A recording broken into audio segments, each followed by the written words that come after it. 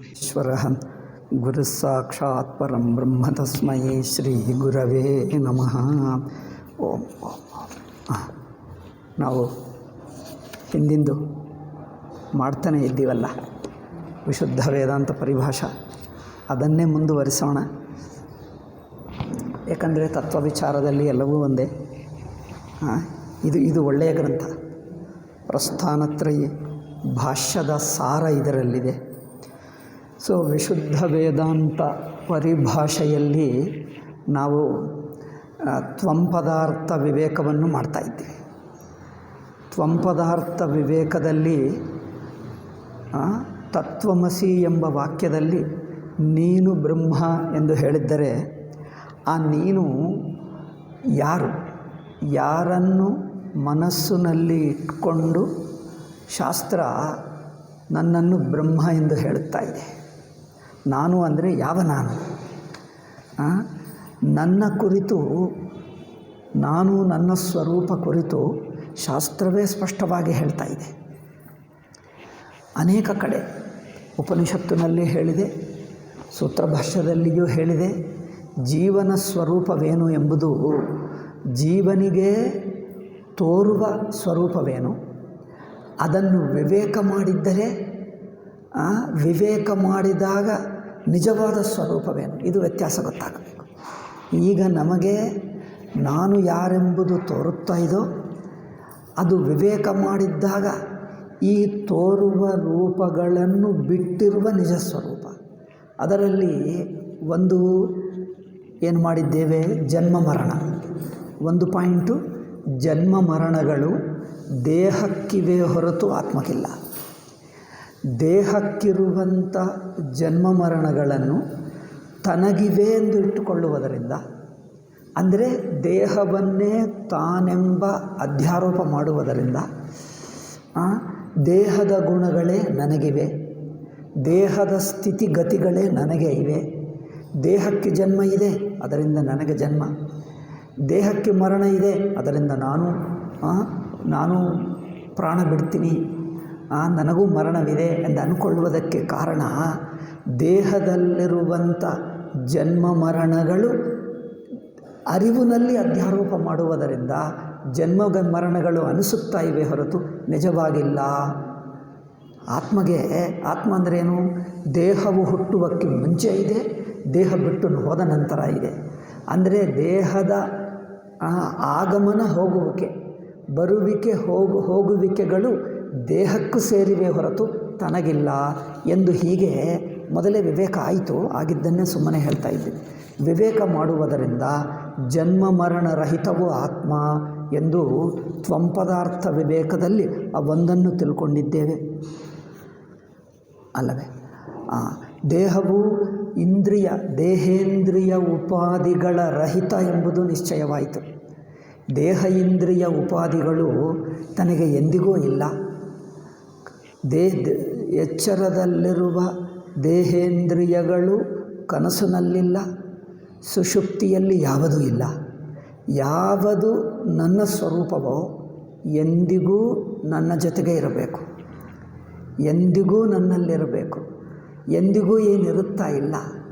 ನನ್ನ ಅನುಭವವನ್ನೇ ಗಮನಿಸಿದ್ದರೆ ನಾನದು ಬಿಟ್ಟು ಇದ್ದೇನೆ ಎಂದು ಗೊತ್ತಾಗ್ತದೆ. ಕನ್ನಡಕ ಉದಾಹರಣೆ ನೋಡುವಾಗ ಕನ್ನಡಕ ಏನನ್ನಿಸುತ್ತದೆ?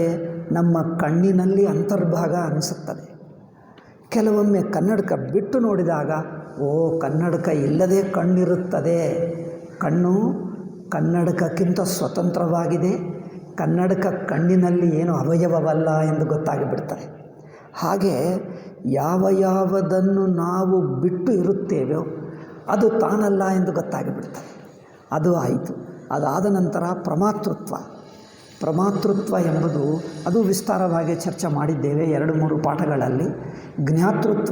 ಜ್ಞಾತೃತ್ವ ಅಂದರೆ ವಿಶೇಷ ಜ್ಞಾನಗಳನ್ನು ಪಡೆಯುವುದು. ಈಗ ಅದು ಆದ ನಂತರ ಜೀವಸ್ಯ ಅಣುತ್ವ ಎಂದು ವಿಚಾರವಾಗ್ತಾ ಇದೆ. ಈ ವಿಚಾರದಲ್ಲಿ ಆ ಪ್ರಮಾತೃತ್ವ ಕುರಿತು ಒಂದೆರಡು ಮಾತುಗಳು ಹೇಳಿ ಮುಂದುವರಿಯುತ್ತಾರೆ ಸ್ವಾಮೀಜಿ. ನಾನು ಅಲ್ಲೇ ಹೇಳ್ತೀನಿ. ಈಗ ನಾನು ಹೇಳುವುದಕ್ಕೆ ಸ್ವಾಮೀಜಿ ಮುಖದಿಂದಲೇ ಹೇಳೋಣ. ತಥಾ ಗಂಧಗ್ರಾತೃತ್ವಾದಿ ವಿಶೇಷ ಜ್ಞಾನ. ಗಂಧಗ್ರಾತೃತ್ವಾದಿ ವಿಶೇಷ ಜ್ಞಾನಂ ಉಪಾಧಿ ಪರಿಚ್ಛೇದ ಕೃತಂ ಸ್ವತಸ್ತು ಸ್ವರೂಪಜ್ಞಾನೇನೈವ ಜ್ಞತ್ವಂ ಇತ್ಯವಸಿತಂ. ಹಿಂದೆ ನಿಶ್ಚಯವಾಯಿತು. ಆ ನಿಶ್ಚಯವಾಗಿದ್ದನ್ನು ಒಂದು ವಾಕ್ಯ ಹೇಳಿ ಮುಂದುವರಿಯುತ್ತಾ ಇದ್ದಾರೆ. ಏನು ಹೇಳಿದ್ದಾರೆ ನಾನು ಮತ್ತೊಂದು ಸಲ ಹೇಳ್ತೀನಿ. ನಮಗೆ ವಿಶೇಷ ಜ್ಞಾನ ಉಂಟಾಗ್ತಾ ಇದೆ. ವಿಶೇಷ ಜ್ಞಾನ ಅಂದರೆ ನಮ್ಮ ಜ್ಞಾನಗಳೆಲ್ಲ ಯಾವುದೇ ಒಂದು ವಿಷಯ ಕುರಿತೇ ಜ್ಞಾನ ಅಲ್ಲವೇ? ನಮ್ಮ ಪ್ರತಿ ಇಡೀ ಜೀವನ, ನಮ್ಮ ಪ್ರತಿ ಎಚ್ಚರದಲ್ಲಿ ಆಗಲಿ ಕನಸಿನಲ್ಲಿ ಆಗಲಿ ನಮಗೆ ಆಗುವ ಜ್ಞಾನಗಳೆಲ್ಲ ಯಾವುದೋ ಒಂದಾನೊಂದು ವಸ್ತುವನ್ನೇ ಹೇಳ್ತದೆ.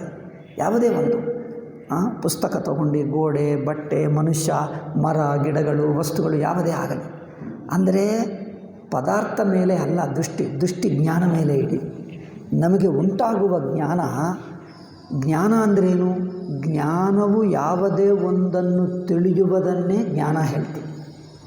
ಯಾವುದೇ ಒಂದು ತಿಳಿಯಬೇಕು, ಅದೇ ಜ್ಞಾನ ಹೇಳ್ತೀವಿ. ಸುಮ್ಮನೆ ಜ್ಞಾನ ಇರುವುದಿಲ್ಲ. ಯಾವುದೇ ಒಂದು ತಿಳಿಯುವುದನ್ನೇ ಜ್ಞಾನ ಎಂದು ಹೇಳ್ತೀವಿ. ಸುಮ್ಮನೆ ಜ್ಞಾನ ಇದೆ ಎಂದು ನಾವು ಒಪ್ಪುವುದೇ ಇಲ್ಲ ಲೌಕಿಕರು. ಜ್ಞಾನ ಅಂದರೆ ಯಾವುದೇ ಒಂದು ವಸ್ತು ಇರಬೇಕು. ವಸ್ತುವಿಲ್ಲದೆ ಜ್ಞಾನ ಹೇಗಿರುತ್ತದೆ ಹೀಗೆ ತಿಳ್ಕೊಳ್ತಾರೆ ಜನರು. ಅದು ತಪ್ಪು. ಅದು ಲೌಕಿಕರಿಗೆ ಹಾಗೆ ಅನ್ನಿಸ್ತಾ ಇದೆ.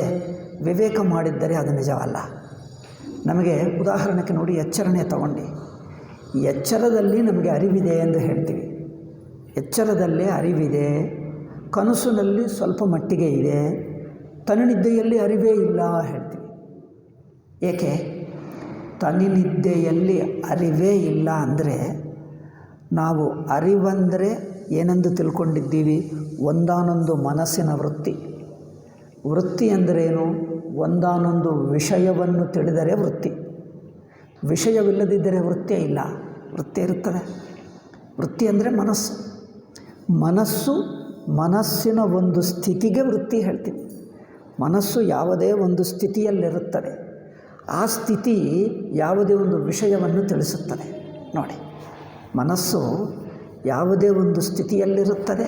ಸ್ಥಿತಿಗಳನ್ನು ನಿರಂತರವಾಗಿ ಬದಲಾಯಿಸ್ತಾ ಇರುತ್ತದೆ. ಒಂದೊಂದು ಸ್ಥಿತಿ ಯಾವುದೇ ಒಂದು ವಿಷಯವನ್ನು ತಿಳಿಸುತ್ತದೆ. ಯಾವುದೇ ಒಂದು ವಿಷಯ ತಿಳಿಯದಿದ್ದರೆ ಏನಾಗುತ್ತದೆ? ವೃತ್ತಿ ಹುಟ್ಟಲ್ಲ. ಯಾವುದೇ ಒಂದು ವಿಷಯ ತಿಳಿಯದಿದ್ದರೆ ವೃತ್ತಿ ಉಂಟಾಗುವುದಿಲ್ಲ. ವೃತ್ತಿ ಉಂಟಾಗಲ್ಲ ಅಂದರೆ ಮನಸ್ಸೇ ಇಲ್ಲ. ಅದೇ ನಮ್ಮ ತನ್ನಿದ್ದೆಯಲ್ಲಿ ಆಗುತ್ತಾ ಇದೆ. ತನ್ನಿದ್ದೆಯಲ್ಲಿ ಯಾವುದೂ ನಮಗೆ ವೃತ್ತಿ ಇಲ್ಲ ಅಂದರೆ ಮನಸ್ಸೇ ಇಲ್ಲ. ಮನಸ್ಸಿದೆ ಅಂದರೆ ಯಾವುದೇ ಒಂದು ವೃತ್ತಿಯಲ್ಲೇ ಇರುತ್ತದೆ. ಯಾವುದೇ ಒಂದು ವೃತ್ತಿಯಲ್ಲಿ ಇದು ಎಲ್ಲರಿಗೂ ಅರ್ಥವಾಗಿ ಬಿಡ್ತದೆ. ಸಂದೇಹ ಬರಲ್ಲ, ಸಂದೇಹ ಉಂಟಾಗಲ್ಲ. ಕೆಲವರು ಯೋಗಿಗಳು ಅವರಿಗಾಗುತ್ತದೆ. ನಿರ್ವಿಕಲ್ಪ ಸಮಾಧಿಯಲ್ಲಿ ವೃತ್ತಿ ಇರಲ್ಲವಲ್ಲ ಎಂದು ಹೇಳ್ತಾರೆ. ನಿರ್ವಿಕಲ್ಪ ಸಮಾಧಿಯಲ್ಲಿಯೂ ವೃತ್ತಿ ಇದೆ. ಅದೊಂದು ವಿಚಿತ್ರ ಮಾತು. ವಿಕಲ್ಪ ಅಂದರೆ ವೃತ್ತಿ. ವಿಕಲ್ಪ ಅಂದರೆ ಮನಸ್ಸಿನ ವೃತ್ತಿ, ಒಂದು ಆಕಾರ. ನಿರ್ವಿಕಲ್ಪ ಅಂದರೆ ವಿಕಲ್ಪವಿಲ್ಲದ ಮನಸ್ಸು. ವಿಕಲ್ಪವಿಲ್ಲ ಅಷ್ಟೇ. ನಿರ್ವಿಕಲ್ಪ ಸಮಾಧಿಯಲ್ಲಿ ವೃತ್ತಿ ಇಲ್ಲದೆ ನಿರ್ವಿಕಲ್ಪ ಸಮಾಧಿ. ನೀವು ಅದರಲ್ಲಿ ವೃತ್ತಿ ಇದೆ ಎಂದು ಹೇಳ್ತಾ ಇದ್ದೀರಿ. ಹೌದು, ಅದರಲ್ಲಿಯೂ ವೃತ್ತಿ ಇದೆ. ಅದು ಹೇಗೆ ಅಂದರೆ,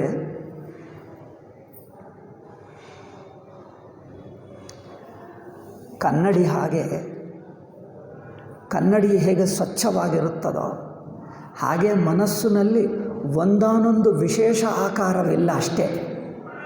ವಿಶೇಷವಾಕಾರವಿಲ್ಲ, ಒಂದು ಸಾಮಾನ್ಯ ಆಕಾರವಿದೆ. ಆದ್ದರಿಂದ ಸಾಮಾನ್ಯ ಆಕಾರವಿರುವುದರಿಂದ ನಮಗೆ ಯಾವುದು ತೋಚ್ತಾ ಇಲ್ಲ. ಅದಕ್ಕೋಸ್ಕರ ವೃತ್ತಿ ಇಲ್ಲ ಅನಿಸುತ್ತದೆ ನಮಗೆ. ನೋಡಿ, ಮೈಂಡ್ ಬ್ಲ್ಯಾಂಕ್ ಆಗುತ್ತದೆ ನೋಡಿ. ಏನೂ ತೋಚಲ್ಲ, ಏನೂ ಯೋಚನೆ ಬರಲ್ಲ. ಶಾಕ್ ಆಗಿದ್ದಾಗ ಏನೋ ಶಾಕ್ ಆಗಿಬಿಡ್ತೀವಿ. ಶಾಕ್ ಆಗಿದ್ದಾಗ ಮನಸ್ಸಿಗೆ ಏನೂ ತೋಚಲ್ಲ. ಏನಾಯಿತೋ ಏನೂ ಗೊತ್ತಾಗ್ತಾ ಇಲ್ಲ. ಸ್ವಲ್ಪ ಹೊತ್ತಿಗೆ ಚೇತರಿಸಿಕೊಂಡ ನಂತರ ಆವಾಗ ಎಲ್ಲಿದ್ದೇವೆ, ಏನಾಗ್ತಾ ಇದೆ ಎಂದು ಗೊತ್ತಾಗ್ತದೆ. ಆ ಸ್ವಲ್ಪ ಹೊತ್ತು ನಮ್ಮ ಶಾಕ್ ಆದಾಗ ನಮಗೇನು ಅನಿಸುತ್ತದೆ? ಏನೂ ತೋಚಲ್ಲ. ಏನಾಯಿತು ಎನ್ನುವುದು ಯಾವುದೂ ಒಂದು ವಿಶೇಷ ವೃತ್ತಿ ಬರಲ್ಲ. ವಿಶೇಷ ಅಂದರೆ ಏನಾಯಿತು, ಏನಾಗ್ತಾ ಇದೆ ನಮಗೇನು ಗೊತ್ತಾಗ್ತಾ ಇಲ್ಲ ಹೇಳ್ತಾರೆ. ಗೊತ್ತಾಗ್ತಾ ಇಲ್ಲ ಎಂದ ಸ್ಥಿತಿಯಲ್ಲಿ ಮನಸ್ಸಿದೋ ಇಲ್ಲವೋ, ವೃತ್ತಿ ಇದೋ ಇಲ್ಲವೋ? ವೃತ್ತಿ ಇದೆ, ಮನಸ್ಸಿದೆ, ಅದಕ್ಕೆ ಒಂದು ವಿಶೇಷ ಆಕಾರವಿಲ್ಲ. ಒಂದು ವಿಶೇಷ ಆಕಾರವಿಲ್ಲ ಅಷ್ಟೇ. ವೃತ್ತಿ ಇಲ್ಲ ಎಂದಲ್ಲ, ಮನಸ್ಸಿಲ್ಲ ಎಂದಲ್ಲ, ವಿಶೇಷ ಆಕಾರವಿಲ್ಲ. ಒಂದಾನೊಂದು ಪರ್ಟಿಕ್ಯುಲರ್ ಇದು ಎಂದು ಗೊತ್ತಾಗ್ತಾ ಇಲ್ಲ ಅಷ್ಟೇ. ಆದ್ದರಿಂದ ನಮಗೆ ನಾನು ಯಾರಾಗಿದ್ದೀನೋ ಏನಾಗ್ತಾ ಇದ್ದೀನೋ ನನಗೇನು ಗೊತ್ತಾಗ್ತಾ ಇಲ್ಲ ಹೇಳ್ತಾರೆ. ನನಗೇನು ಗೊತ್ತಾಗ್ತಾ ಇಲ್ಲ ಅಂದರೆ ವಿಶೇಷವಿಲ್ಲ ಎಂದರ್ಥ ಅಷ್ಟೇ. ಒಂದಾನೊಂದು ಹೀಗೆ ಹಾಗೆ ಎಂದು ಹೇಳುವುದಕ್ಕೆ ಒಂದು ವಿಶಿಷ್ಟ ರೂಪ, ಒಂದು ಪ್ರತ್ಯೇಕವಾದ ರೂಪ, ಒಂದು ಸ್ಪೆಷಲ್ ರೂಪ ಇಲ್ಲ ಅಷ್ಟೇ. ಹಾಗೆಯೇ ಕನ್ನಡಕದಲ್ಲಿ ಯಾವುದೇ ಒಂದು ವಿವಿಧ ಆಕಾರಗಳು ಕಂಡುಬರ್ತವೆ. ಎಲ್ಲ ಆಕಾರಗಳು ತೆಗೆದುಬಿಟ್ಟರೆ ಒಂದು ಜನರಲ್ ಫಾರ್ಮ್ ಇರುತ್ತದೆ, ಸಾಮಾನ್ಯ ರೂಪ. ಹಾಗೆ ಇದು ಒಂದು ಗಾಜಿನ ಹಲಗೆ ನೋಡಿ. ಇನ್ಸ್ಟೆಡ್ ಆಫ್ ಕನ್ನಡಿಗಿಂತ ಗಾಜಿನ ಹಲಗೆ ತಗೊಂಡು, ಗಾಜಿನ ಹಲಗೆ ಪ್ಲೇಟ್, ಒಂದು ಗ್ಲಾಸ್ ಪ್ಲೇಟ್ ತಗೊಂಡರೆ ಹೇಗಿರುತ್ತದೆ? ಅದು ಪೂರ್ತಿ ಪಾರದರ್ಶಕಕ್ಕೆ ವೃತ್ತಿ ಇಲ್ಲ ಅನಿಸುತ್ತದೆ. ವೃತ್ತಿ ಅಂದರೆ ಆಕಾರ, ಬಣ್ಣ ಇಲ್ಲವಲ್ಲ, ಯಾವ ಬಣ್ಣ ಇಲ್ಲ, ಯಾವ ಆಕಾರವಿಲ್ಲ. ಆದರೆ ಹಲಗೆ ಇದೋ ಇಲ್ಲೋ, ಟ್ರಾನ್ಸ್ಪರೆಂಟ್. ಹಾಗೆ ನಿರ್ವಿಕಲ್ಪ ಸಮಾಧಿಯಲ್ಲಿ ವೃತ್ತಿ ಟ್ರಾನ್ಸ್ಪರೆಂಟ್, ಪಾರದರ್ಶಕ ಆಗಿಬಿಡ್ತದೆ, ಗಾಜಿನ ಹಲಗೆ ಹಾಗೆ. ಅದರಿಂದ ಅಲ್ಲಿ ಏನೂ ಇಲ್ಲ ಅನಿಸುತ್ತದೆ, ಅಲ್ಲವೇ? ಏನೂ ಇಲ್ಲ ಅನಿಸುತ್ತದೆ. ಒಂದು ಫೋಟೋಕ್ಕೆ ಫ್ರೇಮ್ ಮಾಡಿದ್ದರೆ ಅದರ ಮೇಲೆ ಒಂದು ಗಾಜಿನ ಹಲಗೆ ಇಡ್ತೀವಲ್ಲ, ಗಾಜಿನ ಪ್ಲೇಟ್ ಇಟ್ಟರೆ ಫೋಟೋ ಫ್ರೇಮ್ ಮಾಡ್ತೀವಿ. ಆ ಗಾಜಿನ ಹಲಗೆ ಪಾರದರ್ಶಕವಾಗುವುದರಿಂದ ಅದರ ಹಿಂದಿನ ಫೋಟೋ ಕಂಡು ಬರ್ತದೆ, ಗಾಜಿನ ಹಲಗೆ ಏನೂ ಕಂಡೇ ಬರಲ್ಲ. ಅದನ್ನು ಬಿಡಿಯಾಗಿಟ್ಟರೆ ಅಯ್ಯೋ ಇದು ಇದೆ ಅನಿಸುತ್ತದೆ, ಅಯ್ಯೋ ಇದು ಇದೆ, ಹೌದು ಇದು ಇದೆ. ಇದನ್ನು ಫೋಟೋ ಮೇಲೆ ಇಟ್ಟರೆ ಫೋಟೋನೇ ಕಂಡು ಬರ್ತದೆ, ಗಾಜಿನ ಹಲಗೆ ಇಲ್ಲವೇ ಇಲ್ಲ ಅನಿಸುತ್ತದೆ. ಅದೇ ಪಾರದರ್ಶಕ ಅಂದರೆ ತನ್ನ ಹಿಂದಿನ ವಿಷಯವನ್ನು ತನ್ನ ಮೂಲಕ ಕಂಡುಬರುವಂತೆ ಮಾಡ್ತದೆ, ತಾನು ಇಲ್ಲ ಎಂದಂತೆ ಅನಿಸುತ್ತದೆ. ಆದರೆ ಗಾಜಿನ ಹಲಗೆ ಇಲ್ಲ ಎಂದು ಹೇಳೋಕ್ಕಾಗ್ತದೆ? ಪ್ಲಾಸ್ಟಿಕ್ದು ತಗೋ, ಗಾಜಿನ ಹಲಗೆ ಏಕೆ? ನೀರು ಹಾಗೆ ಆಗ್ತದೆ. ಬಕೆಟ್ನಲ್ಲಿ ನೀರು ಹಾಕಿದ್ದರೆ ಆ ಬಕೆಟಿನ ಅಡಿ ಕಂಡು ಬರ್ತದೆ, ಅಡಿಯಲ್ಲಿ ಏನಾದರೂ ಬಿದ್ದಿದ್ದರೆ ಅದು ಕಂಡು ಬರ್ತದೆ. ನೀರು ಇಲ್ಲವೇ ಇಲ್ಲಂತೆ ಅನಿಸುತ್ತದೆ. ಅಂದರೆ ಬಕೆಟಿನ ಗೋಡೆಗಳು, ಅಡಿ ಎಲ್ಲ ಕಂಡು ಬರ್ತದೆ. ಅಂದರೆ ನೀರಿಲ್ಲವ ಅಂದರೆ ನೀರು ಇದೆ. ನೀರು ಅಡಿಯನ್ನು ನೋಡಲಿಕ್ಕೆ ಅಡ್ಡಿ ಬರುತ್ತಾ ಇಲ್ಲ. ಹಾಗೆ ಮನಸ್ಸು ಅಂತ ನಿರ್ವಿಕಲ್ಪ ಸಮಾಧಿಯಲ್ಲಿ ಕೇವಲ ಟ್ರಾನ್ಸ್ಪರೆಂಟ್ ಗಾಜಿನ ಹಲಗೆ ಆಗಿದೆ. ಮನಸ್ಸು ಅಷ್ಟು ಸ್ಥಿತಿಗೆ ಹೋಗ್ತದೆ. ಮತ್ತು ಎಚ್ಚರ ಅಂದರೆ ನೋಡಿ, ನಿದ್ದೆ ಹೋದರೆ ನಾವು ಎಚ್ಚರ ಎಂದು ಹೇಳ್ತೀವಿ. ಯೋಗಿಗಳ ಭಾಷೆಯಲ್ಲಿ ಸಮಾಧಿನಿಂದ ಎಚ್ಚರ ಆಗುವುದಕ್ಕೆ ಎಚ್ಚರ ಎಂದು ಹೇಳಲ್ಲ, ಉತ್ಥಾನಾವಸ್ಥಾ ಎಂದು ಹೇಳ್ತಾರೆ. ಸಮಾಹಿತ, ಉತ್ಥಾನ. ಸಮಾಹಿತ ಅಂದರೆ ಸಮಾಧಿ ಅವಸ್ಥೆ. ವೃತ್ತಿಗಳೆಲ್ಲ ಅಬ್ಸಾರ್ಬ್ ಆಗಿಬಿಡ್ತವೆ, ವೃತ್ತಿಗಳೆಲ್ಲ ಲಯವಾಗುತ್ತವೆ. ಮತ್ತು ಉತ್ಥಾನ ಅಂದರೆ ಏನಂದರೆ, ನೀರು ಹೇಗೆ ಉತ್ಥಾನ ಅಂದು ಏಕೆ ಹೇಳ್ತಾರಂದರೆ, ಅವರು ನೀರು ಒಂದು ಬಕೆಟ್ನಲ್ಲೋ ಅಥವಾ ಯಾವುದೇ ಒಂದು ದೊಡ್ಡ ಸಣ್ಣ ಕೆರೆ ಹೇಳುವಕ್ಕಿಂತ ಒಂದು ಪಾಂಡ್ ಹೇಳಿ. ಪಾಂಡ್ ಅಂದರೆ ಏನು? ನೀವು ಸ್ವಿಮ್ಮಿಂಗ್ಗೆ ಒಂದು ಮಾಡ್ತಾರೆ ನೋಡಿ, ಪಾಂಡ್ ಇಂಥದ್ದು ಸಿಮೆಂಟ್ದು ಕಟ್ಕೊಳ್ತಾರೆ, ಸಿಮೆಂಟ್ ಹೌಸ್. ಇಷ್ಟು ದೊಡ್ಡ ಅಷ್ಟು ದೊಡ್ಡ ಹೌಸ್ ಕಟ್ಕೊಂಡರೆ ನೀರು ಹಾಕಿದ್ದರೆ ಹೇಗಿರುತ್ತದೆ? ಯಾರು ಅದರಲ್ಲಿ ಇಳಿಯದಿದ್ದರೆ ನಿಶ್ಚಲವಾಗಿರುತ್ತದೆ. ನೀರು ನಿಶ್ಚಲವಾಗಿ, ಅದಕ್ಕೆ ಸ್ವಲ್ಪ ಬಣ್ಣ ಹಾಕ್ತಾರೆ, ಏಕೋ ಒಂದು ಗೊತ್ತಿಲ್ಲ, ಅದಕ್ಕೆ ಬ್ಲೂ ಬಣ್ಣ ಹಾಕ್ತಾರೆ ಅಲ್ಲವೇ? ಹಾಕದಿದ್ದರೆ ನಿಮಗೇನು ಗೊತ್ತೇ ಆಗಲ್ಲ, ನೀರಿದೆ ಎಂದೇ ಗೊತ್ತಾಗಲ್ಲ. ನೀರಿದೆ ಎಂದೇ ಗೊತ್ತಾಗಲ್ಲ. ಯಾರಾದರೂ ಬೀಳುತ್ತಾರೋ ಏನೋ ಎಂದು ಸ್ವಲ್ಪ ಅವರು ಬಣ್ಣ ಹಾಕ್ತಾರೆ. ಇಲ್ಲದಿದ್ದರೆ ನೀರಿಗೇನು ಗೊತ್ತೇ ಆಗಲ್ಲ. ನೀರಿನ ಸಹಜ ರೂಪ ಪಾರದರ್ಶಕ. ನೀರು ನಿಶ್ಚಲವಾಗಿದ್ದರೆ ಪೂರ್ತಿ ಪಾರದರ್ಶಕವಾಗಿ ಏನೂ ಇಲ್ಲದಂತೆ ಅನಿಸುತ್ತದೆ. ಸ್ವಲ್ಪ ನೀರನ್ನು ಮುಟ್ಟಿ ಅಲಗಾಡಿಸಿಬಿಟ್ಟರೆ ಅಲೆ ಆಗುತ್ತದೆ, ಅಲೆ ಆಗಿ ಏಳುತ್ತದೆ. ಹಾಗೆ ಮನಸ್ಸು ಪೂರ್ತಿ ನಿಶ್ಚಲವಾಗಿ ಏನು ಅಲೆ ಇಲ್ಲದಿದ್ದರೆ ನಿರ್ವಿಕಲ್ಪ ಸಮಾಧಿ. ಸ್ವಲ್ಪ ಡಿಸ್ಟರ್ಬ್ ಮಾಡಿದ್ದರೆ, ರಿಪ್ಪಲ್ ಹೇಳ್ತೀನಿ ನೋಡಿ, ಸ್ವಲ್ಪ ಏನೋ ಕಲ್ಲು ಹಾಕುವುದೋ ಕೈಯಿಂದ ಮುಟ್ಟಿದ್ದರೆ ಒಂದು ಅಲೆ ಶುರುವಾಗ್ತದೆ. ಅದೇ ಎಚ್ಚರಾವಸ್ಥಾ, ಅದೇ ಉತ್ಥಾನಾವಸ್ಥಾ ಹೇಳ್ತಾರೆ. ಕನಸಾಗಲಿ ಎಚ್ಚರ ಆಗಲಿ ಪ್ರಪಂಚ ಆಗಲಿ, ನಾನಾಗಲಿ, ನಾನು, ಪ್ರಪಂಚ ಇದು ಯಾವುದೇ ಒಂದು ವೃತ್ತಿಯಾಗಿ ಬದಲಾಯಿಸಿ ತೋರುವುದು. ವೃತ್ತಿಗಳೆಲ್ಲ ನಿಶ್ಚಲವಾದರೆ ಒಂದು ಗಾಜಿನ ಹಲಗೆ ಆಗಿಬಿಡ್ತದೆ ನೀರು. ಹಾಗೆ ನಿರ್ವಿಕಲ್ಪ ಸಮಾಧಿಯಲ್ಲಿ ಮನಸ್ಸು ಇಲ್ಲ ಎಂದಲ್ಲ, ಮನಸ್ಸು ಇರುತ್ತದೆ. ಮನಸ್ಸು ಇರುತ್ತದೆ, ಆದರೆ ಮನಸ್ಸಿನ ವೃತ್ತಿ ಇಲ್ಲ. ಅದನ್ನು ಏನು ಹೇಳಬಹುದು? ಸಾಮಾನ್ಯ ಮನಸ್ಸು ಎಂದು ಹೇಳಬಹುದು. A general mind without A particular thought.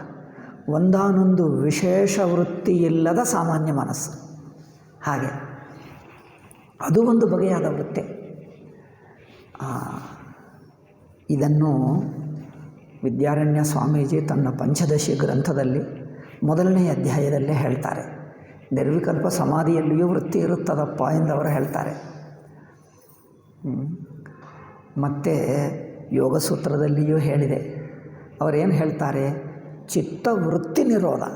ಚಿತ್ತವು ಹೋಗಲ್ಲ, ಚಿತ್ತಗಳ ವೃತ್ತಿಗಳು ನಿಂತು ಹೋಗ್ತವೆ, ಚಿತ್ತ ಹೋಗಲ್ಲ. ವೃತ್ತಿ ನಿರೋಧ ಅಷ್ಟೇ ಮಾತಾಡ್ತಾರೆ. ವೃತ್ತಿ ನಿರೋಧವೇ ಹೊರತು ಚಿತ್ತವೇ ಇಲ್ಲದೇ ಆಗುವುದಿಲ್ಲ. ಚಿತ್ತವು ವೃತ್ತಿ ಬಿಟ್ಟು ಸಹಜ ಸ್ಥಿತಿಯಲ್ಲಿರುತ್ತದೆ.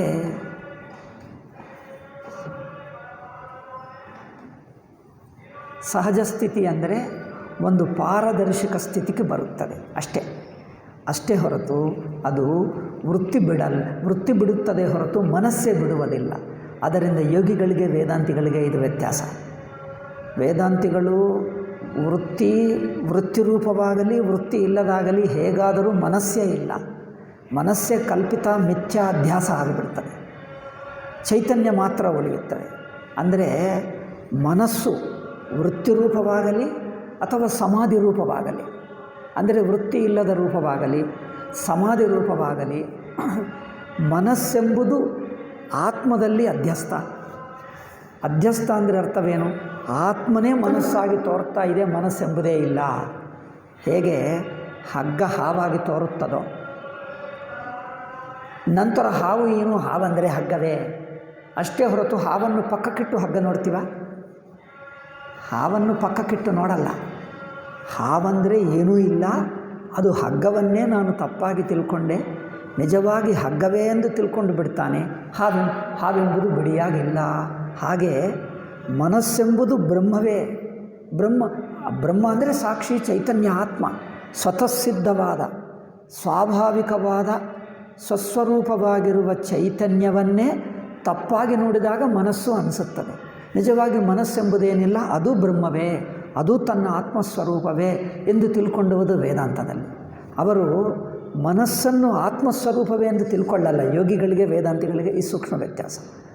ಮನಸ್ಸನ್ನು ವೃತ್ತಿ ಬಿಟ್ಟು ಗಾಜಿನ ಹಲಗೆಗಾಗೆ, ಅಲೆಗಳಿಲ್ಲದ ನೀರಿನ ಹಾಗೆ, ಅಲಗಾಡದೇ ಇರುವ ನಿಶ್ಚಲ ನೀರಿನ ಹಾಗೆ, ಏನು ಬಣ್ಣ ಇಲ್ಲದೆ ಆಕಾರವಿಲ್ಲದೆ ಚೆನ್ನಾಗಿ ಧೂಳುಗೀಳೆಲ್ಲ ತೆಗೆದುಬಿಟ್ಟು ಗಾಜಿನ ಹಲಗೆಯನ್ನು ಚೆನ್ನಾಗಿ ತೊಳೆದಿಟ್ಟರೆ ಶುದ್ಧವಾಗಿ ಸ್ವಚ್ಛವಾಗಿ ಕಂಡುಬರ್ತದೆ. ಹಾಗೆ ಮನಸ್ಸು ಮಾಡ್ಕೊಳ್ತಾರೆ. ಬಟ್ ಮನಸ್ಸು ಬಿಡಲ್ಲ, ಅಷ್ಟು ವ್ಯತ್ಯಾಸ. ಆದ್ದರಿಂದ ಚಿತ್ತವೃತ್ತಿ ನಿಜವಾಗಿ ನೋಡಿದ್ದರೆ ವೃತ್ತಿ ಇಲ್ಲದೆ ಚಿತ್ತವಿರುವುದಿಲ್ಲ. ನಿರ್ವಿಕಲ್ಪವೂ ಒಂದು ಬಗೆಯಾದ ವೃತ್ತಿ, ಅದು ಒಂದು ಸಮಷ್ಟಿ ಆಕಾರ ವೃತ್ತಿ, ಸಾಮಾನ್ಯ ಆಕಾರ ವೃತ್ತಿ ಅಷ್ಟೇ. ಸೂಕ್ಷ್ಮವಾಗಿರುವುದರಿಂದ ವೃತ್ತಿ ಅನಿಸಲ್ಲ. ಅದರಿಂದ ಯೋಗಿಗಳು ವೃತ್ತಿ ಅಲ್ಲ ಎಂದು ಹೇಳಿಬಿಟ್ಟರು. ವೇದಾಂತಿಗಳು ಹೇಳ್ತಾರೆ ಅದು ವೃತ್ತಿ, ನೀವು ವೃತ್ತಿ ಅಲ್ಲ ಎಂದು ಹೇಳುವುದು ಅದು ವೃತ್ತಿ ಎಂದು ಹೇಳ್ತಾರೆ. ಅದರಿಂದ ವೇದಾಂತಿಗಳು ಇಟ್ಕೊಳ್ಳುವುದು ಏನೆಂದರೆ ವೃತ್ತಿ ಇದ್ದರೆ ಮನಸ್ಸು, ವೃತ್ತಿ ಇಲ್ಲದಿದ್ದರೆ ಮನಸ್ಸೇ ಇಲ್ಲ ಎನ್ನುವುದು ವೇದಾಂತಿಗಳು. ಅವರೇನು ಹೇಳ್ತಾರೆ? ವೃತ್ತಿ ಇದ್ದರೆ ಪ್ರಪಂಚ, ಸಾಮಾನ್ಯ ಮನುಷ್ಯನ ವೃತ್ತಿ ಇಲ್ಲದಿದ್ದರೆ ಸಮಾಧಿ, ಹಾಗೆ ಹೇಳ್ತಾರೆ. ನಾವು ಸಮಾಧಿ ವೃತ್ತಿ, ಇದು ವೃತ್ತಿ, ಎಲ್ಲವೂ ವೃತ್ತಿ, ಎಲ್ಲವೂ ಮನಸ್ಸೇ. ಇದು ವೇದಾಂತಿಗಳು. ಈ ಸೂಕ್ಷ್ಮ ವ್ಯತ್ಯಾಸ. ಯಾಕಂದರೆ ನೀವು ಯಾವ್ಯಾವುದೋ ವೇದಾಂತ ಯೋಗ ಪುಸ್ತಕಗಳು ಓದಿಬಿಟ್ರೆ ಕನ್ಫ್ಯೂಸ್ ಆಗ್ತಾರೆ. ಅವರ ಭಾಷೆ ಬೇರೆ, ಇವರ ಭಾಷೆ ಬೇರೆ, ಸ್ವಲ್ಪ ಗೊಂದಲ ಆಗಬಾರದು ಎಂದು ಸ್ವಲ್ಪ ಬಿಡಿಸಿ ಹೇಳಿದೆ. ಈಗ ಮುಂದುವರಿಯೋಣ ವೇದಾಂತ ವಿಷಯ. ಆದ್ದರಿಂದ ವಿಶೇಷ ವೃತ್ತಿ ಸಾಮಾನ್ಯ ವೃತ್ತಿ. ನಾವು ಯೋಗಿಗಳು ಹೇಳುವ ಸಮಾಧಿಯನ್ನು ಸಾಮಾನ್ಯ ವೃತ್ತಿ ಹೇಳ್ತೀವಿ. ಸಾಮಾನ್ಯ ಅಂದರೆ ಒಂದಾನೊಂದು ವಿಶೇಷ ವೃತ್ತಿ ಇಲ್ಲ, ಬಟ್ ಸಾಮಾನ್ಯವಾಗಿ ವೃತ್ತಿ ಇದೆ. ಸಾಮಾನ್ಯ ವೃತ್ತಿಯಾಗಲಿ ವಿಶೇಷ ವೃತ್ತಿಯಾಗಲಿ ವೃತ್ತಿಗಳೇ. ಅಂದರೆ ಯಾವುದೇ ಒಂದು ವಿಷಯವನ್ನು ತಿಳಿಸುತ್ತದೆ. ಅದು ಹೇಗೆ ಅಂದರೆ ಹೇಗೆ ಅರ್ಥವಾಗಬೇಕು?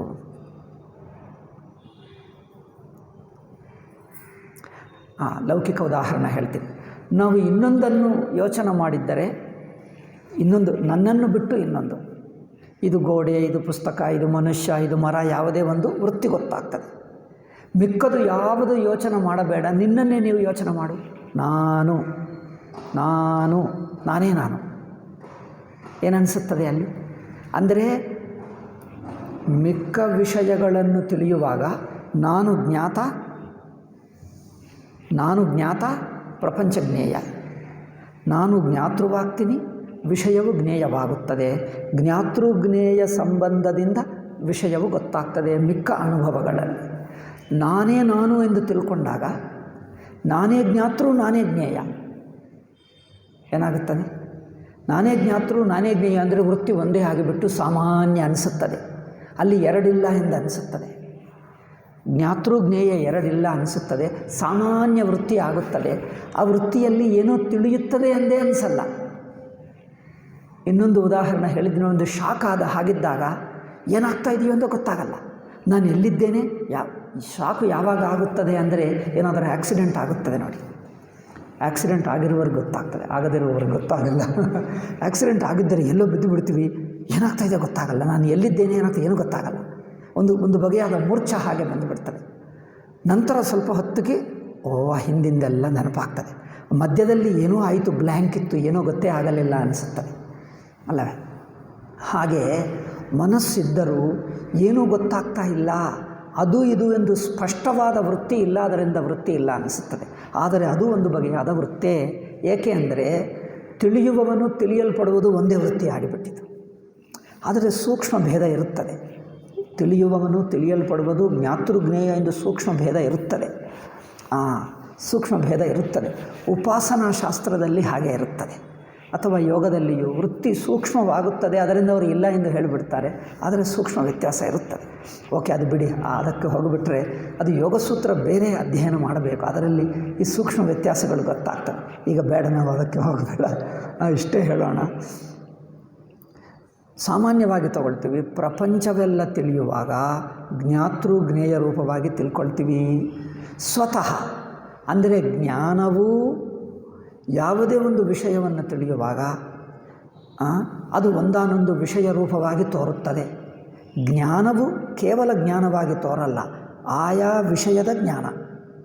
ಜ್ಞಾನ ಯಾವುದು? ಇದರ ಕುರಿತು ಜ್ಞಾನ, ಅದರ ಕುರಿತು ಜ್ಞಾನ, ಯಾವುದೇ ಒಂದು ಕುರಿತಿನ ಜ್ಞಾನ. ಮಿಕ್ಕ ಪದಾರ್ಥಗಳ ಕುರಿತಿನ ಜ್ಞಾನ, ನಾನು ಎಂಬುದು ನನ್ನ ಕುರಿತಿನ ಜ್ಞಾನ, ಯಾವುದೇ ಒಂದು ವೃತ್ತಿ ಜ್ಞಾನ ಆಗುತ್ತದೆ. ಆದರೆ ಇದೆಲ್ಲ ಪ್ರಮಾತೃ ರೂಪವಾಗಿ ತೋರುವ ಜ್ಞಾನಗಳು. ಆದರೆ ಸಾಕ್ಷಿ ಸ್ವರೂಪ ಹೇಗಿರುತ್ತದೆ? ಅದು ಸ್ವತಃ ಸಿದ್ಧ. ಅದು ಕೇವಲ ಚೈತನ್ಯ ರೂಪ ಜ್ಞಾನವೇ ಹೊರತು ಅಲ್ಲಿ ಜ್ಞಾತೃ ಜ್ಞೇಯ ಇಲ್ಲ, ಅಲ್ಲಿ ವೃತ್ತೇ ಇಲ್ಲ, ಅದು ವೃತ್ತೇ ಇಲ್ಲ. ಆದ್ದರಿಂದ ಸ್ವತಸ್ತು ಸ್ವರೂಪ ಜ್ಞಾನೇನೈವ ಜ್ಞತ್ವಂ. ಸ್ವತಃ ಸ್ವರೂಪ ಜ್ಞಾನೇನೈವ, ತಾನು ತಾನಾಗಿ ಇದೇ ಹೊರತು ತಾನು ಇನ್ನೊಂದನ್ನು ತಿಳಿಯುತ್ತಾ ಇಲ್ಲ. ತಿಳಿಯುವುದಕ್ಕೆ ಏನೂ ಇಲ್ಲ. ಎರಡನೆಯದಿಲ್ಲ. ಅದು ಆತ್ಮಸ್ವರೂಪದ ಜ್ಞಾನವು ಅದ್ವಿತೀಯ ಜ್ಞಾನ, ಎರಡನೆಯದಿಲ್ಲ.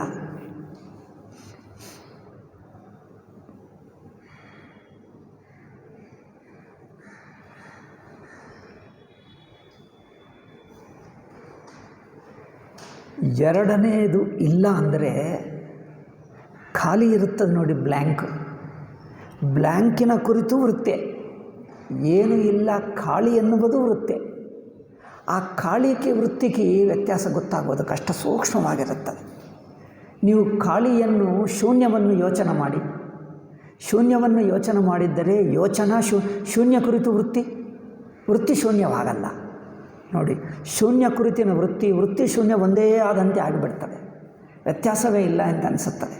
ಆದರೆ ಸೂಕ್ಷ್ಮವಾಗಿ ವೃತ್ತಿ ಇರುತ್ತದೆ. ಆದರೆ ಇಲ್ಲಿ ಆತ್ಮ ಚೈತನ್ಯದಲ್ಲಿ ಆ ತರಹ ವೃತ್ತಿಯೂ ಇಲ್ಲ, ಸೂಕ್ಷ್ಮ ರೂಪ ವೃತ್ತಿಯೂ ಇಲ್ಲ. ಎಲ್ಲ ವೃತ್ತಿಗಳು ಚೈತನ್ಯ ಮಾತ್ರವೇ. ಹೇಗೆ ಸುಷುಪ್ತಿ ಇದೆ ನೋಡಿ, ಸುಷುಪ್ತಿಯಲ್ಲಿ ನೋಡುವವನು ನೋಡಲ್ಪಡುವುದು, ತಿಳಿಯುವುದು ತಿಳಿಯಲ್ಪಡುವುದು ಎರಡೂ ಇಲ್ಲ, ತಾನು ಮಾತ್ರ ಇದ್ದಾನೆ. ಅಂದರೆ ವೃತ್ತಿಯೆಲ್ಲ ಬಿಟ್ಟು ತಾನೇ ತಾನು ಬರುವುದು. ಆಕಾಶದಲ್ಲಿ ಎಲ್ಲ ಪದಾರ್ಥಗಳನ್ನು ತೆಗೆದುಬಿಟ್ಟು ಆಕಾಶವನ್ನು ಖಾಲಿ ಮಾಡಿಬಿಟ್ರೆ ಏನಾಗುತ್ತದೆ? ವೃತ್ತೇ ಆಗಲ್ಲ. ಆಕಾಶದಲ್ಲಿ ಪದಾರ್ಥಗಳೆಲ್ಲ ತೆಗೆದುಬಿಟ್ಟರೆ ಆಕಾಶದ ಯೋಚನೆ ಮಾಡಿ. ಆಕಾಶವು ವೃತ್ತಿ ಒಂದೇ ಆಗಿಬಿಟ್ರೆ ವೃತ್ತಿ ಇಲ್ಲ ಅನಿಸುತ್ತೆ. ಆಯಿತು, ಅದು ಬಿಡಿ. ಈಗ ಇಲ್ಲಿ ಬ್ರಹ್ಮಸ್ವರೂಪದಲ್ಲಿ ಆಕಾಶವೂ ಇಲ್ಲ, ಖಾಲಿ ಎಂಬುದೂ ಇಲ್ಲ, ವೃತ್ತೇ ಇಲ್ಲ, ಚೈತನ್ಯ ಮಾತ್ರ. ಚೈತನ್ಯ ಮಾತ್ರ. ಇದನ್ನು ಸುಷುಪ್ತಿಯಾಗಿ ನೋಡಿದ್ದರೆ, ಸುಷುಪ್ತಿ ಅಂದರೆ ತಾನು ಮಾತ್ರ, ಮಿಕ್ಕದೆಲ್ಲ ಬಿಟ್ಟು ತಾನು ಮಾತ್ರ ಉಳಿಯುವುದೇ. ಈಗ ಸ್ವರೂಪ ಜ್ಞಾನೇನೈವ ಜ್ಞತ್ವಂ ಇತ್ಯವಸಿತಂ. ಇದು ಹಿಂದಿನ ಪ್ರಮಾತೃ ವಿಷಯ ವಿಚಾರದಲ್ಲಿ ಮಾಡಿದ್ದೇವೆ. ಅದು ಮತ್ತೀಗ ನಾವು ಸಂಕ್ಷೇಪವಾಗಿ ಹೇಳಿದ್ದೀವಿ, ಹಿಂದೆ ವಿಸ್ತಾರವಾಯಿತು. ಈಗ ಮುಂದುವರಿಯೋಣ. ಏವಂ ಯದ್ಯಪಿ ವ್ಯವಹಾರೇ ಉತ್ಕ್ರಾಂತಿ. ಈಗ ಇನ್ನೂ ವಿಶೇಷವೇನೆಂದರೆ ಜೀವನನ್ನು ಅಣು ಎಂದು ಹೇಳುವುದು ಶಾಸ್ತ್ರದಲ್ಲಿ ಕಂಡುಬರುತ್ತದೆ ಅಲ್ಲವೇ? ಜೀವನನ್ನು ಅಣು ಎಂದು ಹೇಳಿದ್ದು ಕೇಳಿದ್ದೀರಾ? ಜೀವ ಅಂದರೆ ತಾನು. ಲೌಕಿಕರನ್ನು ಕೇಳಿದ್ದರೆ ನಾನು ಒಂದು ಅತಿ ಸಣ್ಣ ಮನುಷ್ಯ ಎಂದು ಅನಿಸುತ್ತದೆ. ಎರಡೂ ಇರುತ್ತದೆ. ಅಭಿಮಾನ ಇರುತ್ತದೆ. ಜಗತ್ತನ್ನು ನೋಡಿದ್ದರೆ ಅಯ್ಯೋ ನಾನು ಸಣ್ಣ ವಿಷಯ ಎಂದು ಅನಿಸುತ್ತದೆ. ಇದು ವಿಚಿತ್ರ ಮನುಷ್ಯ ಬುದ್ಧಿರಲ್ಲಿ ನೋಡಿ.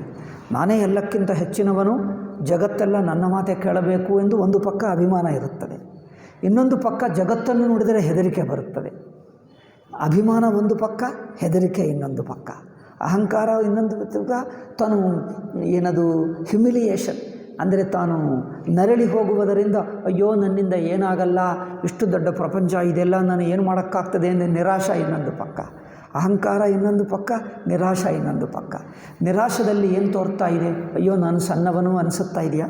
ನಾನು ಸಣ್ಣವನು, ಅಯ್ಯೋ ಇಷ್ಟು ದೊಡ್ಡ ಪ್ರಪಂಚ, ಏನು ಮಾಡೋಕ್ಕೆ ಆಗಲ್ಲ, ಯಾರೂ ನನ್ನ ಮಾತು ಕೇಳಲ್ಲ, ಪ್ರಪಂಚ ಕೇಳಲ್ಲ, ಯಾವುದೂ ನನ್ನ ಮಾತು ಕೇಳಲ್ಲ, ನನ್ನಿಂದ ಏನಾಗಲ್ಲವಲ್ಲ ಎಂದು ಸಣ್ಣವನಾಗಿಬಿಟ್ಟೆ ಅನಿಸುತ್ತದೆ.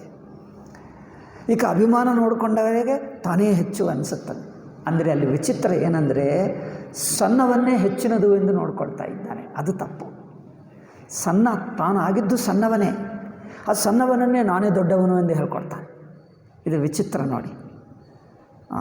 ಸಣ್ಣವನನ್ನು ದೊಡ್ಡವನು ಎಂದು ಅಭಿಮಾನ ಮಾಡಿಕೊಂಡರೆ ಈ ಎರಡು ಮಿಕ್ಸ್ ಆಗಿ ಎಲ್ಲರ ಅನುಭವದಲ್ಲಿ ಕಂಡುಬರ್ತವೆ. ನಾನು ಸಣ್ಣ ಅಂದರೆ ಭಯ ಇದೆ, ದುಃಖ ಇದೆ, ಆದರೂ ನಾನೇ ಹೆಚ್ಚಿನವನು ಎಂದು ಅಭಿಮಾನ ಮಾಡಿಕೊಳ್ತಾನೆ. ಒಂದು ಪಕ್ಕ ಅಭಿಮಾನ ಇದೆ, ನಾನೇ ಎಲ್ಲಕ್ಕಿಂತ ಹೆಚ್ಚು, ಇನ್ನಕ್ಕೆ ಆಯಿತು. ಅದು ಲೌಕಿಕರ ದೃಷ್ಟಿ, ಅದು ಬಿಡಿ. ಇಲ್ಲಿ ವಿಚಾರ ಏನು ಮಾಡುವುದಂದರೆ ಜೀವನು ಅಣು ಎಂದು ಶಾಸ್ತ್ರದಲ್ಲಿ ಹೇಳಿದ್ದು ಕಂಡುಬರ್ತದೆ. ಜೀವನನ್ನು ಹೇಳುವಾಗ ಅಣು ಹೇಳುತ್ತದೆ, ತತ್ವ ವಿಚಾರ ಮಾಡಿದಾಗ ಅಣುವಲ್ಲ ಎಂದು ಸಿದ್ಧಾಂತ ಆಗಬೇಕು. ತತ್ವ ವಿಚಾರ ಮಾಡುವಾಗ ಅಣು ಎನ್ನುವುದು ಅಣುತ್ವ ಅಂದರೆ ಸಣ್ಣದಾಗಿರುವುದು. ಅಣುವಾಗಿರುವುದು ಔಪಾಧಿಕವೇ, ಸ್ವರೂಪದಲ್ಲಿ ಔಪಾಧಿಕ ಅಲ್ಲ, ಅಣು ಅಲ್ಲ. ಜೀವನು ಅಣುವಲ್ಲ, ಜೀವನು ಅನಂತ. ಅಣುವಿಗೆ ವಿರುದ್ಧವೇನು ಅನಂತ. ಅನಂತದಲ್ಲಿ ಸ್ವಲ್ಪ ಆಗಿದ್ದೇನೆ ಅನಿಸುವುದು ಅಣು. ಜೀವನ ಸ್ವರೂಪ ನಾನು ಅಣು ಅನಿಸುತ್ತಾ ಇದೆಲ್ಲ, ನಾನು ಅಲ್ಪನಾಗಿದ್ದೇನೆ, ನಿರಾಶೆ ಆಗುತ್ತದೆ. ಏನು ನನಗೆ ಎರಡು ಇದೆ, ನಿರಾಶೆ ಇದೆ, ಕೊರತೆ ಬುದ್ಧಿ ಇದೆ ಅಲ್ಲವೇ? ನಿರಾಶ ಇದೆ, ಶಕ್ತಿ ಕಮ್ಮಿ ಇದೆ. ನಾನು ಅನಂತ ಅಲ್ಲ, ಸರ್ವವ್ಯಾಪಕ ಅಲ್ಲ, ಸರ್ವಶಕ್ತಿಮಂತ ಅಲ್ಲ. ಸರ್ವವ್ಯಾಪಕ ಅಲ್ಲ, ಸರ್ವಶಕ್ತಿಮಂತ ಅಲ್ಲ. ನನಗೆ ಏನೋ ಕೊರತೆಗಳು, ಕುಂದುಕೊರತೆಗಳು ಇದ್ದೇ ಇವೆ, ಎಲ್ಲ ಜೀವರಿಗೆ ಅನಿಸುತ್ತದೆ. ಅದೇ ಅಣತ್ವ.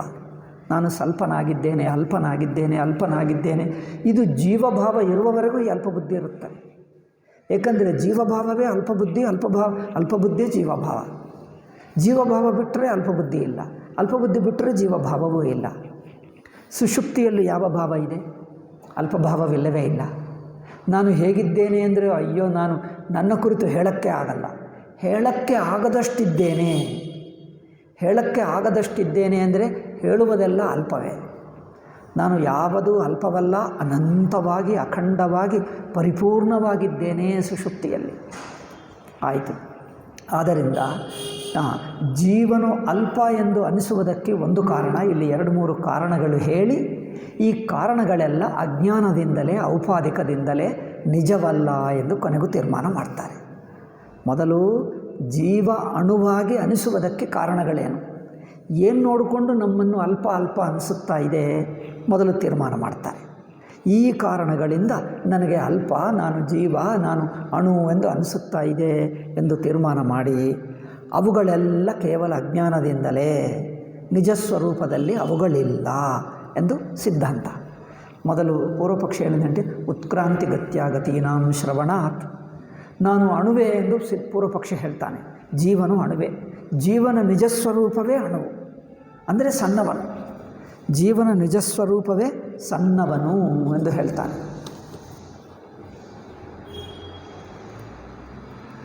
ಏಕಪ್ಪ ನೀನು ಸಣ್ಣತನ ಏಕೆ ಅನಿಸುತ್ತಾ ಇದೆ? ನೋಡಿ, ನಾನು ಹುಟ್ಟಿದ್ದೇನೆ, ನನಗೆ ಹುಟ್ಟುವಿಕೆನೇ ಇಲ್ಲ ಅಂದರೆ ಎಲ್ಲರಿಗಿಂತ ಮೊದಲೇ ನಾನು ಇವೆಲ್ಲರೂ ನನ್ನ ಎದುರಾಗಿ ಬಂದರು ಅನಿಸುತ್ತದ? ಪ್ರಪಂಚ ನೋಡಿದ್ದರೆ ಈ ಪ್ರಪಂಚ ನೋಡಿ, ಈ ಸೂರ್ಯ ಚಂದ್ರ ನಕ್ಷತ್ರ ಇದೆಲ್ಲ ಮೊನ್ನೆ ಆಯಿತು ನನ್ನ ಎದುರಾಗಿ. ಸೂರ್ಯ ಬಂದ, ಪೃಥ್ವಿ ಬಂತು, ಈ ಸಮುದ್ರಗಳೆಲ್ಲ ಮೊನ್ನೆ ಬಂದಿದೆ ಅಂತ ಯಾರಾದರೂ ಹೇಳ್ತಾರೆ? ಏಕೆ? ನಾವು ಹುಟ್ಟುವ ಹೊತ್ತಿಗೆ ಏನೇನೋ ಪ್ರಪಂಚನೇ ಇದ್ದು ಬಿಟ್ಟಿದೆ ಅಲ್ಲವೇ? ನಾನು ಹುಟ್ಟಿದಾಗ ನೋಡಿದ್ದರೆ, ಕಣ್ಣು ತೆಗೆದು ನೋಡಿಬಿಟ್ಟರೆ ನನಗಿಂತ ಮುಂಚೆನೇ ಎಲ್ಲರೂ ಇದ್ದಾರೆ. ಅಮ್ಮ, ಅಪ್ಪ, ಅಕ್ಕ, ಅಣ್ಣ, ಈಗ ಈ ಪ್ರಪಂಚ ಮಿಕ್ಕ ಜನರೆಲ್ಲರೂ ಇದೆ. ಅಂದರೆ ನಾನೇ ಸಣ್ಣವನು ಅನಿಸುತ್ತದೆ ಅಲ್ಲವ? ನನಗಿಂತ ಮುಂಚೆನೇ ದೊಡ್ಡ ಪ್ರಪಂಚನೇ ಇದ್ದು ಬಿಟ್ಟಿದೆ. ಅದರಿಂದ ನಾನು ಹುಟ್ಟಿದ್ದೇನೆ ಎಂದು ಹೇಗೆ ಗೊತ್ತಾಗ್ತದೆ? ನಾನು ಹುಟ್ಟುವ ಹೊತ್ತಿಗೆ, ಹುಟ್ಟುವ ಅಂದರೆ ನನಗೆ ಅರಿವು ಯಾವಾಗ ಮೊಟ್ಟ ಮೊದಲನೆಯ ಅರಿವು ಆಗುತ್ತದೋ ಅದರ ಜೊತೆಗೆ ನನಗಿಂತ ಹೆಚ್ಚು ಗೊತ್ತಿರುವವರು ಬಹಳ ಜನರಿದ್ದಾರೆ. ಅವರಿಗೆಲ್ಲರಿಗೂ ನನಗಿಂತ ಹೆಚ್ಚು ಗೊತ್ತು, ನನಗೆ ಗೊತ್ತಿದ್ದೇ ತುಂಬ ಕಮ್ಮಿ, ನನಗೇನೂ ಮಾಡ್ಕೊಳ್ಳೋಕ್ಕಾಗಲ್ಲ. ಸೊಳ್ಳೆ ಕಚ್ಚಿದ್ದರೆ ಹಸಿವಾದರೆ ಅಳುತ್ತಾನೆ ಹೊರತು ಏನೂ ಮತ್ತೆ ಗೊತ್ತಾಗಲ್ಲ. ತಾಯಿ ತಂದೆ ಅವರೇ ಬಂದು ನನಗೆ ಹಾಲು ಗುಡಿಸಬೇಕು ಅಷ್ಟೇ. ಅಂದರೆ ತನಗೇನು ಗೊತ್ತಾಗಲ್ಲ, ತಾನು ಅತ್ಯಂತ ಅಲ್ಪನಾಗಿದ್ದಾನೆ ಅಲ್ಲವೇ? ಬೆಳೆಯುತ್ತಾ ಇನ್ನೊಬ್ಬರು ಹಾಗೆ ಮಾಡಬೇಡ, ಅಲ್ಲಿ ಹೋಗಬೇಡ, ಇಲ್ಲಿ ಹೋಗಬೇಡ ಅವ್ರು ಹೇಳ್ತಾರೆ. ಅವರು ಹೇಳಿದ್ದು ಸಣ್ಣ ಮಗುಕ್ಕೆ ನೋಡಿ ಬೇಡ ಅಂದರೆ ತಕ್ಷಣ ನಿಂತು ಹೋಗ್ತಾನೆ. ಏಕೆ ಅಂದರೆ ಅವರಿಗೆ ಏನೋ ಇನ್ನೊಬ್ಬರು ಮಾತು ಕೇಳಿದ್ದರೆ ನನಗೆ ಗೊತ್ತಾಗಬೇಕು. ಏಕೆಂದರೆ ಇವ್ರಿಗೆ ಗೊತ್ತೇ ಇಲ್ಲ ಏನು ಮಾಡಬೇಕು, ಏನು ಮಾಡಬಾರ್ದು, ಏನು ಮಾಡಿದ್ರೆ ತಪ್ಪಾಗ್ತದೆ ಅಂತ ಭಯ ಅವರಿಗೆ. ಒಂದೆರಡು ಸಲ ತಪ್ಪಾದ ನಂತರ, ನೋವಾದ ನಂತರ ಇನ್ನೊಂದು ಸಲ ಅವರು ಹೇಳಿದ್ದೇ ಕೇಳ್ತಾನೆ ಅಲ್ಲವೇ? ಮೊದಲೇನೋ ಅತಿ ಸಣ್ಣವಾಗಿರುವಾಗ ಏನೋ ಮಾಡಿಬಿಡ್ತಾನೆ. ಈ ಬೆಂಕಿ ಕಂಡು ಬಂದರೆ ಮುಟ್ಟುತ್ತಾನೆ. ಒಂದು ಸಲ ಸುಟ್ಟರೆ ಈಗ ಇನ್ನೊಂದು ಸಲ ಏನೋ ಹೆದರಿಕೆ ಬಂದರೆ ಅಮ್ಮ ಕಡೆ ನೋಡ್ತಾನೆ, ಅಮ್ಮ ಕಡೆ ನೋಡಿದ್ರೆ ಮುಟ್ಟಬೇಡ ಅಂದರೆ ಆವಾಗ ಧೈರ್ಯ ಬರುತ್ತದೆ. ಅಂದರೆ ನನಗೆ ಧೈರ್ಯ ಕೊಡುವುದಕ್ಕೆ ಇನ್ನೊಬ್ಬರು ಬೇಕು, ತಾಯಿ ಬೇಕು ನಮಗೆ ಸಪೋರ್ಟ್ಗೆ. ಅಂದರೆ ಏನು? ತಾನು ಅಲ್ಪನಾಗಿದ್ದಾನೆ ಎಂದು ಗೊತ್ತಾಗ್ತಾ ಇದೆ. ನಾನು ಜನ್ಮಶೀಲ, ಅದರಿಂದ ಅಲ್ಪ, ನಂತರನೂ ಅಲ್ಪ. ನೋಡಿ, ಉತ್ಕ್ರಾಂತಿ ಗತಿ ಆಗತಿ. ನಾನು ಬಂದು ಹುಟ್ಟಿದ್ದೇನೆ, ಅಂದರೆ ಇಲ್ಲಿಗೆ ಬಂದಿದ್ದೇನೆ, ಮತ್ತು ಇದು ಬಿಟ್ಟು ಹೋಗ್ತೀನಿ, ಇದು ಅಲ್ಪನೆ. ನಾನು ಪ್ರಾಣ ಬಿಟ್ಟು ಹೋಗ್ತೀನಿ ಅಂದರೆ ಇದರಲ್ಲಿ ತನ್ನ ಅಲ್ಪತ್ವ ಗೊತ್ತಾಗ್ತಾ ಇದೆಯೋ ಅಲ್ಲವೋ? ಪ್ರಾಣ ಹೋಗ್ತದೆ, ಹೌದು, ನಮ್ಮ ಕೈಯಲ್ಲೇನಿಲ್ಲ. ಅಯ್ಯೋ ಏನಾದರೂ ಮಾಡಿ ಅಂದರೆ ನಾವು ನಮ್ಮ ಪ್ರಾಣ ಹೋಗುವಾಗ ಅಯ್ಯೋ ಪ್ರಾಣ ಹೋಗುತ್ತದೆ, ಇದನ್ನು ಉಳಿಸ್ಕೊಳ್ಳೋಣ ಎಂದು ನಾವು ಹೇಗೆ ಭಯಗೊಳ್ತೀವೋ ಇನ್ನೊಬ್ಬರನ್ನು ಕೇಳ್ತೀವಿ. ಸಣ್ಣ ಮಗು ತಾಯಿ ಹತ್ತಿರ ಹೋಗಿ ಏನಾದರೂ ಭಯ ಉಂಟಾದರೆ ತಾಯಿ ಹತ್ತಿರ ಹೋಗ್ತಾನೆ, ತಾಯಿಯನ್ನು ಕೇಳ್ತಾನೆ, ತಾಯಿಯಿಂದ ತನಗೇನೋ ರಕ್ಷಣೆ ಬರುತ್ತದೆ ಎಂದು. ಆ ಮಗು ಎಷ್ಟು ಮೂರ್ಖ ಮಗು, ಸಾರಿ ಎಲ್ಲ ಮಕ್ಕಳು ಮೂರ್ಖರೇ. ಏನು ಹೇಳ್ತಾರೋ ಗೊತ್ತಾ? ತಾಯಿ ನನಗೆ ಏನು ಕಷ್ಟ ಬಂದರೂ ರಕ್ಷಿಸ್ತಾನೆ. ತಾಯಿ ನಿನ್ನಂಥ ಜೀವಳೆ, ಅವಳಿಗೂ ದುಃಖ ಬರುತ್ತದೆ, ಅವಳಿಗೂ ಭಯ ಇದೆ, ಅವರಿಗೆ ಏನಾಗುತ್ತದೋ ಅವಳಿಗೂ ಭಯ ಇದೆ ಅಲ್ಲವೇ? ಅವಳಿಗೆ ಏನಾದಾದರೆ ಇನ್ನೊಬ್ಬರನ್ನು ಪಕ್ಕವರನ್ನು ಕರೆದು ಇವರಿಗೇನೋ ಮಾಡಿಕೊಂಡ, ಇವರಿಗೇನಾದರೂ ನೋಡಿ ಎಂದು ಹೇಳ್ತಾರೆ. ಅವ್ರು ನೋಡ್ತಾರೆ, ಡಾಕ್ಟರ್ ಹತ್ತಿರ ಹೋಗ್ತಾರೆ. ಆವಾಗ ಅಮ್ಮ ಸರಿ ಆಯಿತು ಎಂದು ತಾಯಿಗೆ ಭಯ ಹೋಗುತ್ತದೆ, ಧೈರ್ಯವಾಗುತ್ತದೆ. ಮಗು ಅಂದ್ಕೊಳ್ತಾರೆ ಎಲ್ಲ ನಿಮಗೆ ತಾಯಿ ಮಾಡಿಬಿಟ್ಟಳು ಎಂದು. ಮಗುಗೆ ತಾನು ಹೇಗೆ ಅಶಕ್ತನೋ ತಾಯಿಯೂ ಹಾಗೆ ಅಶಕ್ತ ಎನ್ನುವುದು ಗೊತ್ತಿಲ್ಲ. ನನಗಿಂತ ಹೆಚ್ಚು ತಾಯಿಗಿದೆ ಶಕ್ತಿ ಅಂದ್ಕೊಳ್ತಾಳೆ ಮಗು. ಹಾಗೆ ನಾವು ಏನು ಮಾಡ್ಕೊಳ್ತೀವಿ? ಅಯ್ಯೋ ನನ್ನ ಪ್ರಾಣ ಹೋಗ್ತಾ ಇದೆ, ಅಯ್ಯೋ ಏನಾಗ್ತದೋ ನನಗೆ, ಈ ರೋಗ ಬಂದಿದೆ, ಕೆಲವರು ಹೇಳಿದರು ಅಯ್ಯೋ ಈ ರೋಗ ಬಂದರೆ ಹೋಗುತ್ತಾರೆ ಅಂದರೆ ಭಯವಾಗ್ತದೆ, ಅಯ್ಯೋ ನನಗೇನಾದರೂ ಉಳಿಸಿ, ಅವರನ್ನು ಕೇಳಿ ಅಥವಾ ಡಾಕ್ಟರ್ ಹತ್ತಿರ ಹೋದರೆ ಡಾಕ್ಟರ್ ನಾನು ಬದುಕಿಸ್ತೀನಾ ಎಂದು ಹೇಳ್ತಾರೆ. ಡಾಕ್ಟರ್ ನಿಮ್ಮನ್ನು ಬದುಕಿಸ್ತಾನ? ಅವನು ಕೆಲವು ಗಮನಿಸಿದ, ಈ ರೋಗ ಬಂದರೆ ಇದು ಔಷಧಿ ಅಷ್ಟೇ, ಅವರು ಗ್ಯಾರಂಟಿ ಕೊಡೋಕ್ಕಾಗಲ್ಲ, ಅವರ ಕೈಯಲ್ಲೇ ಇಲ್ಲ. ಅಂದರೆ ನಮ್ಮ ಕೈಯಲ್ಲಿಲ್ಲದೆ ಇರುವುದರಿಂದ ನಾವು ಎಷ್ಟು ಹೆದರ್ಕೊಳ್ತೀವೋ, ಅಂದರೆ ನಮ್ಮದು ಎಷ್ಟು ಅಜ್ಞಾನವೋ ಡಾಕ್ಟರ್ಗೂ ಅಷ್ಟೇ ಅಜ್ಞಾನ ಅಲ್ಲವೇ? ಡಾಕ್ಟ್ರದ್ದು ಅಷ್ಟೇ ಅಜ್ಞಾನ, ಏಕೆಂದರೆ ಅವರ ಜೀವನೇ, ಅವರದು ಅಷ್ಟೇ ಅಜ್ಞಾನ. ಅಂದರೆ ನಮಗಿಂತ ಹೆಚ್ಚು ತಾಯಿ ಆಗಲಿ ಡಾಕ್ಟರ್ ಆಗಲಿ ಅವರಿದ್ದಾರೆ, ಅವರು ನೋಡ್ಕೊಳ್ತಾರೆ, ಅವರ ಹತ್ತಿರ ಬಂದಿದ್ದೇವೆ ಅಲ್ಲವೇ, ಅಂದರೆ ನಮಗೊಂದು ಧೈರ್ಯ ಬರುತ್ತದೆ. ಈ ಧೈರ್ಯ ನಮ್ಮ ನಂಬಿಕೆಯಿಂದ ಬರುತ್ತದೆ ಹೊರತು ಅವರಿಗೆ ನಿಜವಾಗಿ ಎಷ್ಟು ಶಕ್ತಿ ಇದೆ ಎಂದು ಹೇಳೋಕ್ಕಾಗಲ್ಲ. ನಿಜವಾಗಿ ಶಕ್ತಿ ಇದೆಯಾ? ಡಾಕ್ಟರ್ ನಮ್ಮನ್ನು ರಕ್ಷಿಸುವಷ್ಟು ಉಳಿಸುವಷ್ಟು ಶಕ್ತಿ ಇದೆಯಾ? ಅವ್ರು ಗ್ಯಾರಂಟಿ ಕೊಡ್ತಾರೆ, ನೀನು ಬದುಕಿತು ಏನು ಚಿಂತೆ ಇಲ್ಲ, ನೀವು ಎಷ್ಟು ಗ್ಯಾರಂಟಿ ಕೊಟ್ಟರೆ ಏನು ಮಾಡ್ತಾನೆ? ನೀವು ಪ್ರಾಣ ಹೋದ ನಂತರ ಅವ್ರು ಬರ್ತಾನೆ. ಪ್ರಾಣ ಹೋದ ನಂತರ ಏನಪ್ಪ ನೀವು ಗ್ಯಾರಂಟಿ ಕೊಟ್ಟಿದ್ದು, ನಾನು ಏಕೆ ಸತ್ತು ಹೋದೆ ಎಂದು ನೀವು ಅವ್ರನ್ನ ಕೇಳ್ಬೋದಾ? ಕೇಳಿದರೆ ಅವ್ರೇನು ಹೇಳ್ತಾರೆ? ಕೇಳುವಕ್ಕೆ ನಿಮಗೆ ಆಗಲ್ಲ. ಅವ್ರು ಎಷ್ಟು ಗ್ಯಾರಂಟಿ ಕೊಟ್ಟರು ಹೋದಾಗ ಹೋಗ್ತಾರೆ. ಡಾಕ್ಟರ್ ಏನು ಮಾಡೋಕ್ಕಾಗಲ್ಲ. ಅಂದರೆ ಮನುಷ್ಯ ಸ್ವಭಾವದಿಂದ ಅಲ್ಪಶಕ್ತಿವಂತ, ಸ್ವಭಾವದಲ್ಲೇ ಇದೆ. ನನಗೆ ಭಯ ಹೆದರಿಕೆ ಆದರೆ ಇನ್ನೊಬ್ಬರನ್ನು ಹಿಡ್ಕೊಳ್ತೀನಿ, ಇನ್ನೊಬ್ಬರನ್ನು ಶರಣು ಹೊಕ್ಕುತ್ತೇನೆ. ಅವರು ಯಾರು ಅಂದರೆ ಯಾರೇ ಆಗಲಿ, ಯಾರೋ ಒಬ್ಬರಿದ್ದಾರಲ್ಲ ಸಾಕು ಅಲ್ಲವೇ. ನಾವು ಜಾರಿ ಹೋಗ್ತಾ ಇದ್ದರೆ ಯಾರನ್ನೋ ಹಿಡ್ಕೊಳ್ತೀವಿ. ಅವರು ನಮ್ಮಷ್ಟು ಗಟ್ಟಿಯಾಗಿದ್ದಾರಾ ಗೊತ್ತಿಲ್ಲ. ಎಷ್ಟೋ ಜನರು ನೋಡ್ತಾ ಇದ್ದೀವಲ್ಲ, ಮಳೆ ಆಗ್ತಾ ಇದ್ದು ನೋಡಿದ್ದೀರಾ? ಕೇರಳದಲ್ಲಿ ಒಂದು ದೊಡ್ಡ ಮಳೆ ಆಯಿತು ನೋಡಿ. ಉತ್ತರ ಭಾರತದಲ್ಲಿಯೂ ಉತ್ತರಾಖಂಡ್ನಲ್ಲಿ ಅಲ್ಲೆಲ್ಲೆಲ್ಲಿ ದೊಡ್ಡ ಏನು ಹೇಳ್ತಾರೆ, ಜಲಪೂರನೇ ಹೇಳ್ತಾರೆ. ಜಲಪೂರ ಬಂದು ನೀರು ಇಷ್ಟಿಷ್ಟು ಹರಿಯುತ್ತಾ ದೊಡ್ಡ ಪ್ರವಾಹದಿಂದ ವೇಗದಿಂದ ಬರುತ್ತಾ ಇರುವಾಗ ಕೆಲವರು ಜಾರಿ ಹೋದರು. ನೀರಲ್ಲಿ ಬಿದ್ದವರು ಇನ್ನೊಬ್ಬರನ್ನು ಹಿಡ್ಕೊಳ್ತಾರೆ, ಪಕ್ಕಕ್ಕೆ ದಡದಲ್ಲಿರುವವರು. ಇವರು ಹೇಳ್ತಾರೆ ಆಯ್ತು ಅವ್ರನ್ನ ಹಿಡ್ಕೊಳ್ತೀನಿ ಎಂದು ಅವರು ಹಿಡ್ಕೊಂಡ. ಆ ಮನುಷ್ಯ ಭಾರ ಹೆಚ್ಚು, ಇವ್ರಿಗೆ ಗೊತ್ತಾಗ್ತಾ ಇಲ್ಲ. ನೀವು ದಡದಲ್ಲಿ ನಿಂತ್ಕೊಂಡಿದ್ದೀವಿ, ಅವರು ಪ್ರವಾಹದಲ್ಲಿದ್ದಾನೆ. ಅವರು ಮನುಷ್ಯ ಭಾರ ಹೆಚ್ಚು, ಪ್ರವಾಹ ಹೆಚ್ಚು, ಈ ಎರಡು ಲೆಕ್ಕಕ್ಕೆ ತಗೊಳ್ಳದೆ ಇವರು ಕೈ ಕೊಟ್ಟರೆ ಇವನೇ ಆ ನೀರಿನಲ್ಲಿ ಮುಳುಗಿ ಹೋದ. ಇವರು ಇಬ್ಬರು ಹೋದರು. ಇಂಥದ್ದಾಗಿದೆಯಾ? ಎಷ್ಟೋ ಸಲ ಆಗ್ತಾನೆ ಇದ್ವಿ. ಇದೇನು ಯೂಟ್ಯೂಬ್ನಲ್ಲಿ ನೋಡ್ತಾನೆ ಇದ್ದೀವಿ. ಇವರಿಗೆ ಅಷ್ಟು ವಿವೇಕವಿಲ್ಲ.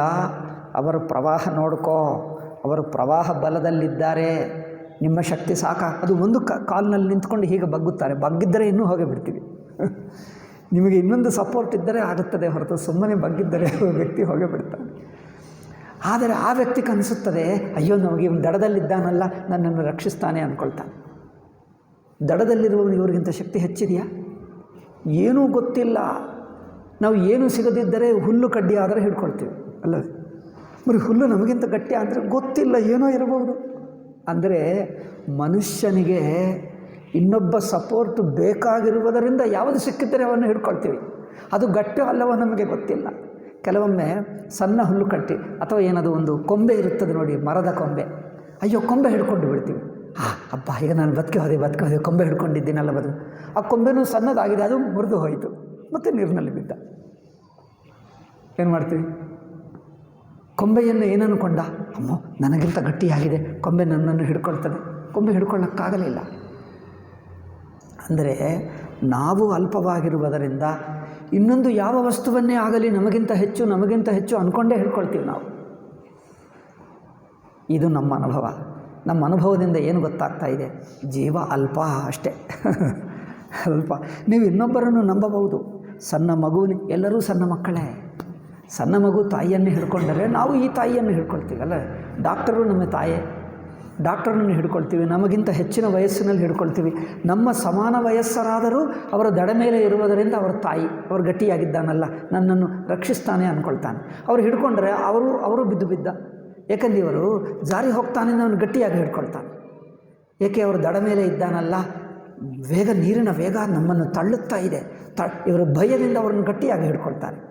ಗಟ್ಟಿಯಾಗಿ ಹಿಡ್ಕೊಂಡ್ರೆ ಏನಾಗ್ತದೆ? ಅವನೇ ನೀರಿನಲ್ಲಿ ಬಿದ್ದ, ಇಬ್ಬರು ಹೋಗ್ಬಿಟ್ಟು. ಇವನೇನು ನನಗಿಂತ ಗಟ್ಟಿಯಾಗಿದ್ದಾನೆ, ದಡ ಮೇಲೆ ಇರುವವನು ಅಂದ್ಕೊಂಡಿದ್ದೀಯಲ್ಲ, ಅವ್ರು ಗಟ್ಟಿ ಇದೆಯಾ? ಯಾರಿಗಿದೆ? ಎಲ್ಲ ನೀವು ಇನ್ನೊಬ್ಬ ಜೀವರನ್ನು ಹಿಡ್ಕೊಂಡರೆ ನೀನು ಎಷ್ಟಿದ್ದೀಯೋ ಇನ್ನೊಬ್ಬ ಜೀವರು ಅದೇ ಸ್ಥಿತಿ. ಅಂದರೆ ಎಲ್ಲ ಜೀವರು ಅಣುಗಳೇ, ಅಲ್ಪರೇ. ಯಾರು ದಡದಲ್ಲಿದ್ದಾರೆ ಅಂದರೆ ಸಂಸಾರ ನೀರಿನಿಂದ ದಾಟಿರುವವರು ಪರಮಾತ್ಮ ಒಬ್ಬನೇ, ಮಿಕ್ಕ ಯಾರೂ ಅಲ್ಲ. ಇನ್ನೊಬ್ಬ ಜೀವರು ಪಕ್ಕಕ್ಕೂ ಏನಾದರೂ ಮರ ಗಿಡ ಹಿಡ್ಕೊಂಡರೆ ಆ ಜೀವನನ್ನು ಪಕ್ಕಕ್ಕೆ ಇನ್ನೊಬ್ಬರು ಗಟ್ಟಿಯಾದ ವ್ಯಕ್ತಿ ಹಿಡ್ಕೊಂಡ್ರೆ ಅವರಿಗೆ ಶಕ್ತಿ ಇರುತ್ತದೆ. ಅದರಿಂದ ನಮಗಿಂತ ಹೆಚ್ಚಿನ ಶಕ್ತಿ ಇನ್ನೊಬ್ಬ ಜೀವನಿಗೆ ಯಾವಾಗ ಇರುತ್ತದೆ ಅಂದರೆ ಆ ಜೀವನು ಪರಮಾತ್ಮನನ್ನು ಹಿಡ್ಕೊಂಡ್ರೆ ಉಪಯೋಗ. ಏಕೆಂದರೆ ಅವರಿಗೆ ಇನ್ನೊಬ್ಬರು ಇದ್ದಾರೆ ಹಿಂದೆ, ಅವರಿಗೆ ಇನ್ನೊಬ್ಬರು ಹಿಂದೆ ಇದ್ದಾರೆ, ಆವಾಗ ಶಕ್ತಿ ಇರುತ್ತದೆ. ಅವನು ಯಾರೂ ಇಲ್ಲ ಎಂದು ಸುಮ್ಮನೆ ಜೀವನನ್ನು ಹಿಡ್ಕೊಂಡ್ರೆ ಅವನು ನಮ್ಮ ಹಾಗೆಯೇ. ಆದ್ದರಿಂದ ಜೀವ ಅಣು. ಅಣು ಅಂದರೆ ಅಲ್ಪ. ಅಲ್ಪ ಏಕೆ? ಅವರ ಶಕ್ತಿ ಅಲ್ಪ, ಅವರ ಸಾಮರ್ಥ್ಯವೇ ಅಲ್ಪ. ಏಕೆ ಅಂದರೆ ಜನ್ಮ ಮರಣಗಳಿವೆ, ಗಮನಾಗಮನಗಳಿವೆ. ಒಂದು ಲೋಕದಿಂದ ಇನ್ನೊಂದು ಲೋಕಕ್ಕೆ ಹೋಗ್ತಾ ಇದ್ದಾನೆ. ಜನರು ಭೂಲೋಕಕ್ಕೆ ಬಂದರೆ ಸಾಕು, ಇದು ನಮ್ಮ ಲೋಕ ಅಂದ್ಕೊಳ್ತಾರೆ, ನಮ್ಮ ಮನೆ ಅಂದ್ಕೊಳ್ತಾರೆ. ಯಾವ ಮನೆಯಲ್ಲಿ ಹುಟ್ಟುತ್ತಾರೋ ಇದು ನನ್ನ ಮನೆ, ನಾನು ಹುಟ್ಟಿದ ಮನೆ ಅಂತ ಹೇಳ್ತಾರೆ. ಜನರು ಒಬ್ಬರನ್ನು ಇನ್ನೊಬ್ಬರು ಕೇಳ್ಕೊಳ್ತಾರೆ, ನೀವು ಎಲ್ಲಿ ಹುಟ್ಟಿದ್ದೀರಿ, ಯಾವ ಊರಿನಲ್ಲಿ? ಏನಪ್ಪ ಊರಿನಲ್ಲಿ, ಯಾವ ಊರಿನಲ್ಲಿ ಹುಟ್ಟಿದ್ದರೆ ಏನೋ ಊರು ನಿಮ್ಮದಾಗಿ ಬಿಡ್ತದೆ? ನೀವೇನು ಮಾಡಿದ್ದೆ ಊರಿಗೆ? ನೀವು ಹುಟ್ಟುವಕ್ಕೆ ಮುಂಚೆನೇ ಊರಿತ್ತು. ನೀನು ಊರು ಮಾಡಿದ್ದೀಯಾ ಏನು? ನೀವು ಹುಟ್ಟುವಕ್ಕೆ ಮುಂಚೆನೇ ಇತ್ತು. ಮತ್ತು ನೀವೇನು ಮಾಡಿದ್ದಿ? ಅದರಿಂದ ನನ್ನ ಊರು ಎಂದು ಹೇಳ್ಕೊಳ್ಳೋಕ್ಕೆ ಆಗಲ್ಲ. ಇದು ಸುಮ್ಮನೆ ಎಲ್ಲೋ ಇದ್ದೀನಿ ಅಷ್ಟೇ, ಒಂದು ಕಡೆ ಇದ್ದೇನೆ ಹೊರತು ಏನು ಹೇಳೋಕ್ಕಾಗಲ್ಲ. ಆದರೆ ಜನರು ನನಗಿಂತ ಮುಂಚೆನೇ ಪ್ರಪಂಚ ಇರುವುದರಿಂದ ನಾನು ಅತ್ಯಲ್ಪ, ಈ ಲೋಕಕ್ಕೆ ಬಂದಿರುವುದರಿಂದ ಇದೇ ನನ್ನ ಲೋಕ ಅಂದ್ಕೊಳ್ತಾನೆ. ಏನಪ್ಪ, ದಾರಿಯಲ್ಲಿ ನೀವು ಇನ್ನೊಂದು ಲೋಕಕ್ಕೆ ಹೋಗುತ್ತಾ ಒಂದು ಲೋಕದಿಂದ ಬಂದಿದ್ದೀವಿ ಇನ್ನೊಂದು ಲೋಕಕ್ಕೆ. ನೀವು ನೀವು ರೈಲು ಹತ್ತಿದ್ದರೆ, ಬಸ್ಸು ಹತ್ತಿದ್ದರೆ, ರೈಲು ಹತ್ತಿದ್ದರೆ ತಗೊಳ್ಳೋಣ, ರೈಲು ಹತ್ತಿದ್ದರೆ ಇಲ್ಲಿಂದ ಹೋಗ್ತೀರಿ, ಒಂದು ಸ್ಟೇಷನ್ ಬರುತ್ತದೆ, ತುಂಬ ಹೊತ್ತಾಯಿತು ಎಂದು ಸ್ವಲ್ಪ ಹೊತ್ತು ಸ್ಟೇಷನ್ನಲ್ಲಿ ಇಳಿಯುತ್ತೇವೆ. ಯಾಕಂದರೆ ಆ ಡಬ್ಬಿಯಲ್ಲಿ ಇದ್ದು ರೈಲು ಗಾಡಿ ಡಬ್ಬಿಯಲ್ಲಿದ್ದು ಏನೋ ಅನಿಸುತ್ತದೆ, ಸ್ವಲ್ಪ ಹೊರಗೆ ಬರೋಣ ಎಂದು ಸ್ವಲ್ಪ ವಾಕಿಂಗ್ ಮಾಡಿಕೊಂಡ, ಗಾಳಿ ಎಲ್ಲ ಬೀಸುತ್ತದೆ, ಚೆನ್ನಾಗಿರುತ್ತದೆ. ಸ್ವಲ್ಪ ಹೊತ್ತಿಗೆ ಮತ್ತೆ ಹತ್ತು ಬಿಡ್ತೀರಿ, ಮತ್ತೆ ಹೋಗ್ತೀರಿ, ಮತ್ತೆ ಹತ್ತು ಬಿಡ್ತೀರಿ. ಹಾಗೇ ಒಂದೊಂದು ಸ್ಟೇಷನ್ನಲ್ಲಿ ಪ್ಲ್ಯಾಟ್ಫಾರ್ಮ್ನಲ್ಲಿ ಇಳಿದು ಸ್ವಲ್ಪ ಓಡಾಡ್ತಿರಲ್ಲ ಅಷ್ಟೇ. ಭೂಲೋಕಕ್ಕೆ ಬಂದು ಪ್ಲ್ಯಾಟ್ಫಾರ್ಮೇ ಇದು ಭೂಲೋಕ ಪ್ಲ್ಯಾಟ್ಫಾರ್ಮೇ. ಇಲ್ಲಿ ಸ್ವಲ್ಪ ಇಳಿಯುತ್ತೀರಿ, ಮತ್ತೆ ರೈಲು ಹತ್ತಿ ಹೋಗಲೇಬೇಕು. ನೀವು ಹತ್ತದಿದ್ದರೆ ನೀವು ಮರೆತು ಹೋಗಿ ಪ್ಲ್ಯಾಟ್ಫಾರ್ಮ್ನಲ್ಲೇ ಇದ್ದು ಬಿಡ್ತೀನಿ ಅಂದ್ಕೊಳ್ತೀರಾ? ಅವನು ಬಲವಂತವಾಗಿ ಹತ್ತಿಸ್ಕೊಂಡೇ ಹೋಗ್ತಾನೆ ಬಲವಂತವಾಗಿ ಹತ್ತಿಸ್ಕೊಂಡು ಹೋಗ್ತಾನೆ, ನಿಮ್ಮನ್ನು ಇಲ್ಲಿ ಬಿಟ್ಟು ಹೋಗಲ್ಲ. ಹಾಗೆ ನಾವು ಇನ್ನೊಂದು ಲೋಕದಿಂದ ಬಂದಿದ್ದೇವೆ, ಇಲ್ಲಿ ಪ್ಲ್ಯಾಟ್ಫಾರ್ಮ್ನಲ್ಲಿ ಓಡಾಡ್ತೀವಿ, ಯಾರಾದರೂ ಭೇಟಿ ಆದರೆ ಮಾತಾಡ್ತೀವಿ, ಟೀ ಕುಡಿಯುತ್ತಾನೆ, ಏನೇನೋ ಮಾತಾಡ್ತಾರೆ, ಏನೇನೋ ಇದ್ದರೆ ಆಗುತ್ತದೆ. ಮತ್ತೆ ಅವರು ಸೈರನ್ ಬಾರಿಸ್ತಾನೆ, ಟ್ರೈನ್ ಹೊರಡುತ್ತದೆ ಅಂದರೆ ಸಾಕು, ಇವರಿಗೆ ಹೇಳಿಬಿಟ್ಟು ಹತ್ತು ಬಿಡ್ತಾನೆ. ಹಾಗೆ ಇದು ಸುಮ್ಮನೆ ಈ ಲೋಕದಲ್ಲಿರುವುದೆಲ್ಲ ಪ್ಲ್ಯಾಟ್ಫಾರ್ಮ್ನಲ್ಲಿದ್ದ ಹಾಗೆ ಇನ್ನೊಂದು ಹತ್ತಿದ್ದೇವೆ, ಇನ್ನೊಂದು ಸ್ಟೇಷನ್. ಹಾಗೆ ಯಾರದೂ ಯಾವ ಲೋಕ ಇಲ್ಲ. ಯಾವ ಲೋಕ ನಿಮ್ಮದು ಹೇಳಿ? ಪರ್ಮನೆಂಟ್ ಅಡ್ರೆಸ್ ಹೇಳಿ. ಅವರು ಏನಾದರೆ ಭೂಲೋಕ ಪರ್ಮನೆಂಟ್ ಅಡ್ರೆಸ್ ಅಲ್ಲ, ಪ್ಲ್ಯಾಟ್ಫಾರ್ಮೇ.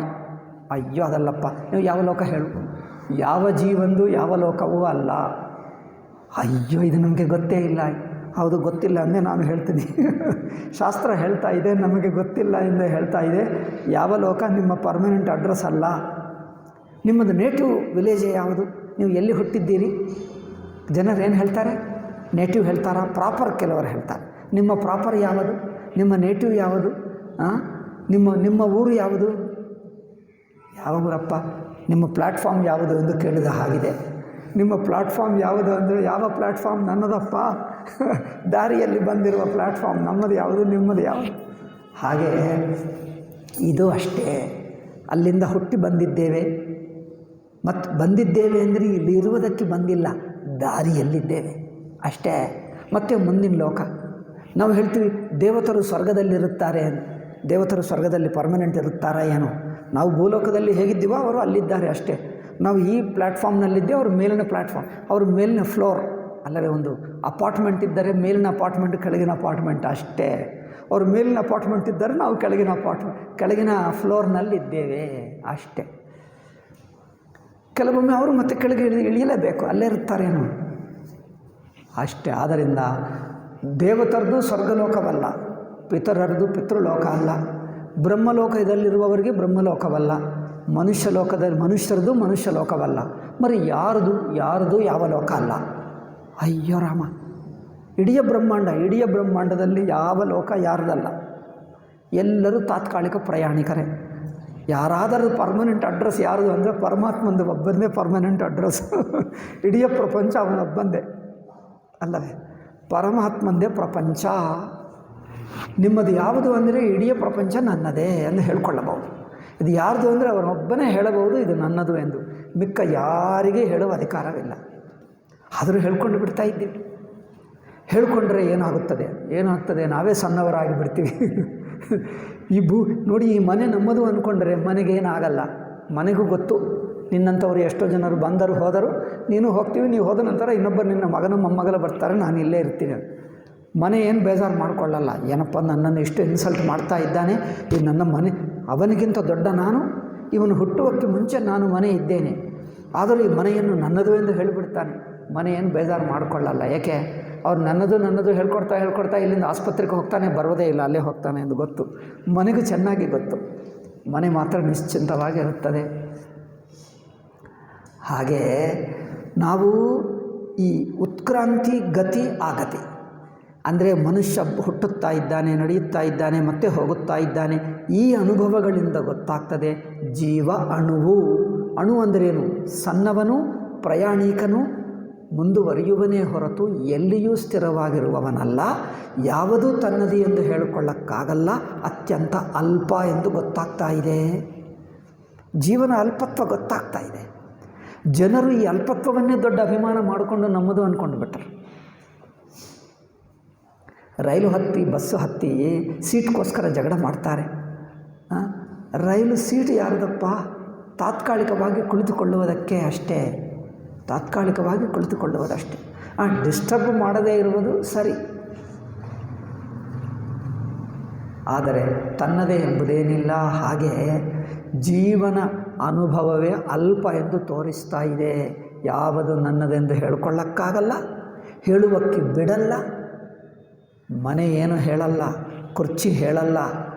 ಹೇಳದಿದ್ದರೂ ಕುರ್ಚಿ ಬಾಯಿದಿಂದ ಹೇಳದಿದ್ದರೂ ಮಾಡುವುದು ಕೈಯಿಂದ ಮಾಡಿಬಿಡ್ತದೆ.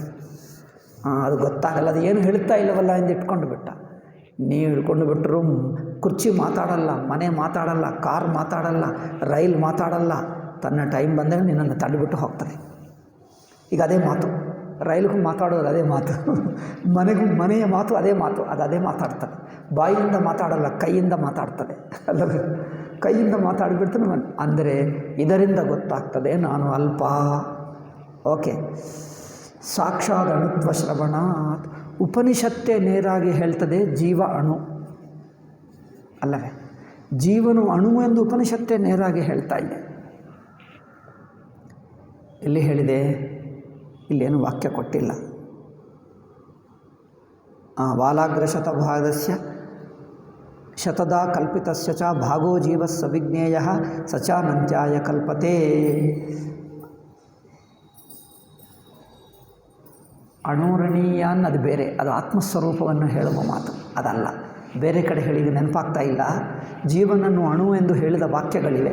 ಅಂದರೆ ಒಂದು, ನಮ್ಮ ಜೀವನದ ಜನ್ಮ ಮರಣಾದಿಗಳನ್ನು ನೋಡುವುದರಿಂದ ಜೀವನು ಅಲ್ಪ ಎಂದು ಗೊತ್ತಾಗ್ತಾ ಇದೆ. ಉಪನಿಷತ್ತೇ ನೇರಾಗಿ ಹೇಳುವುದರಿಂದ ಇವನು ಅಲ್ಪ ಎಂದು ನೇರಾಗಿ ಹೇಳಿದೆ ಇವನು ಅಣು ಎಂದು. ಇನ್ನೊಂದು ಕಾರಣವೇನು? ಶರೀರೈಕ ದೇಶೇ ಅವಸ್ಥಿತತ್ವಾತ್. ಶರೀರದಲ್ಲಿ ಒಂದು ಜಾಗದಲ್ಲೇ ಇದ್ದಾನೆ. ಶರೀರದಲ್ಲಿ ಎಲ್ಲಿರುತ್ತಾನೆ? ಶರೀರದಲ್ಲಿ ಒಂದು ಜಾಗದಲ್ಲಿದ್ದಾನೆ. ಇಲ್ಲಿಯೂ ಮತಭೇದಗಳಿವೆ.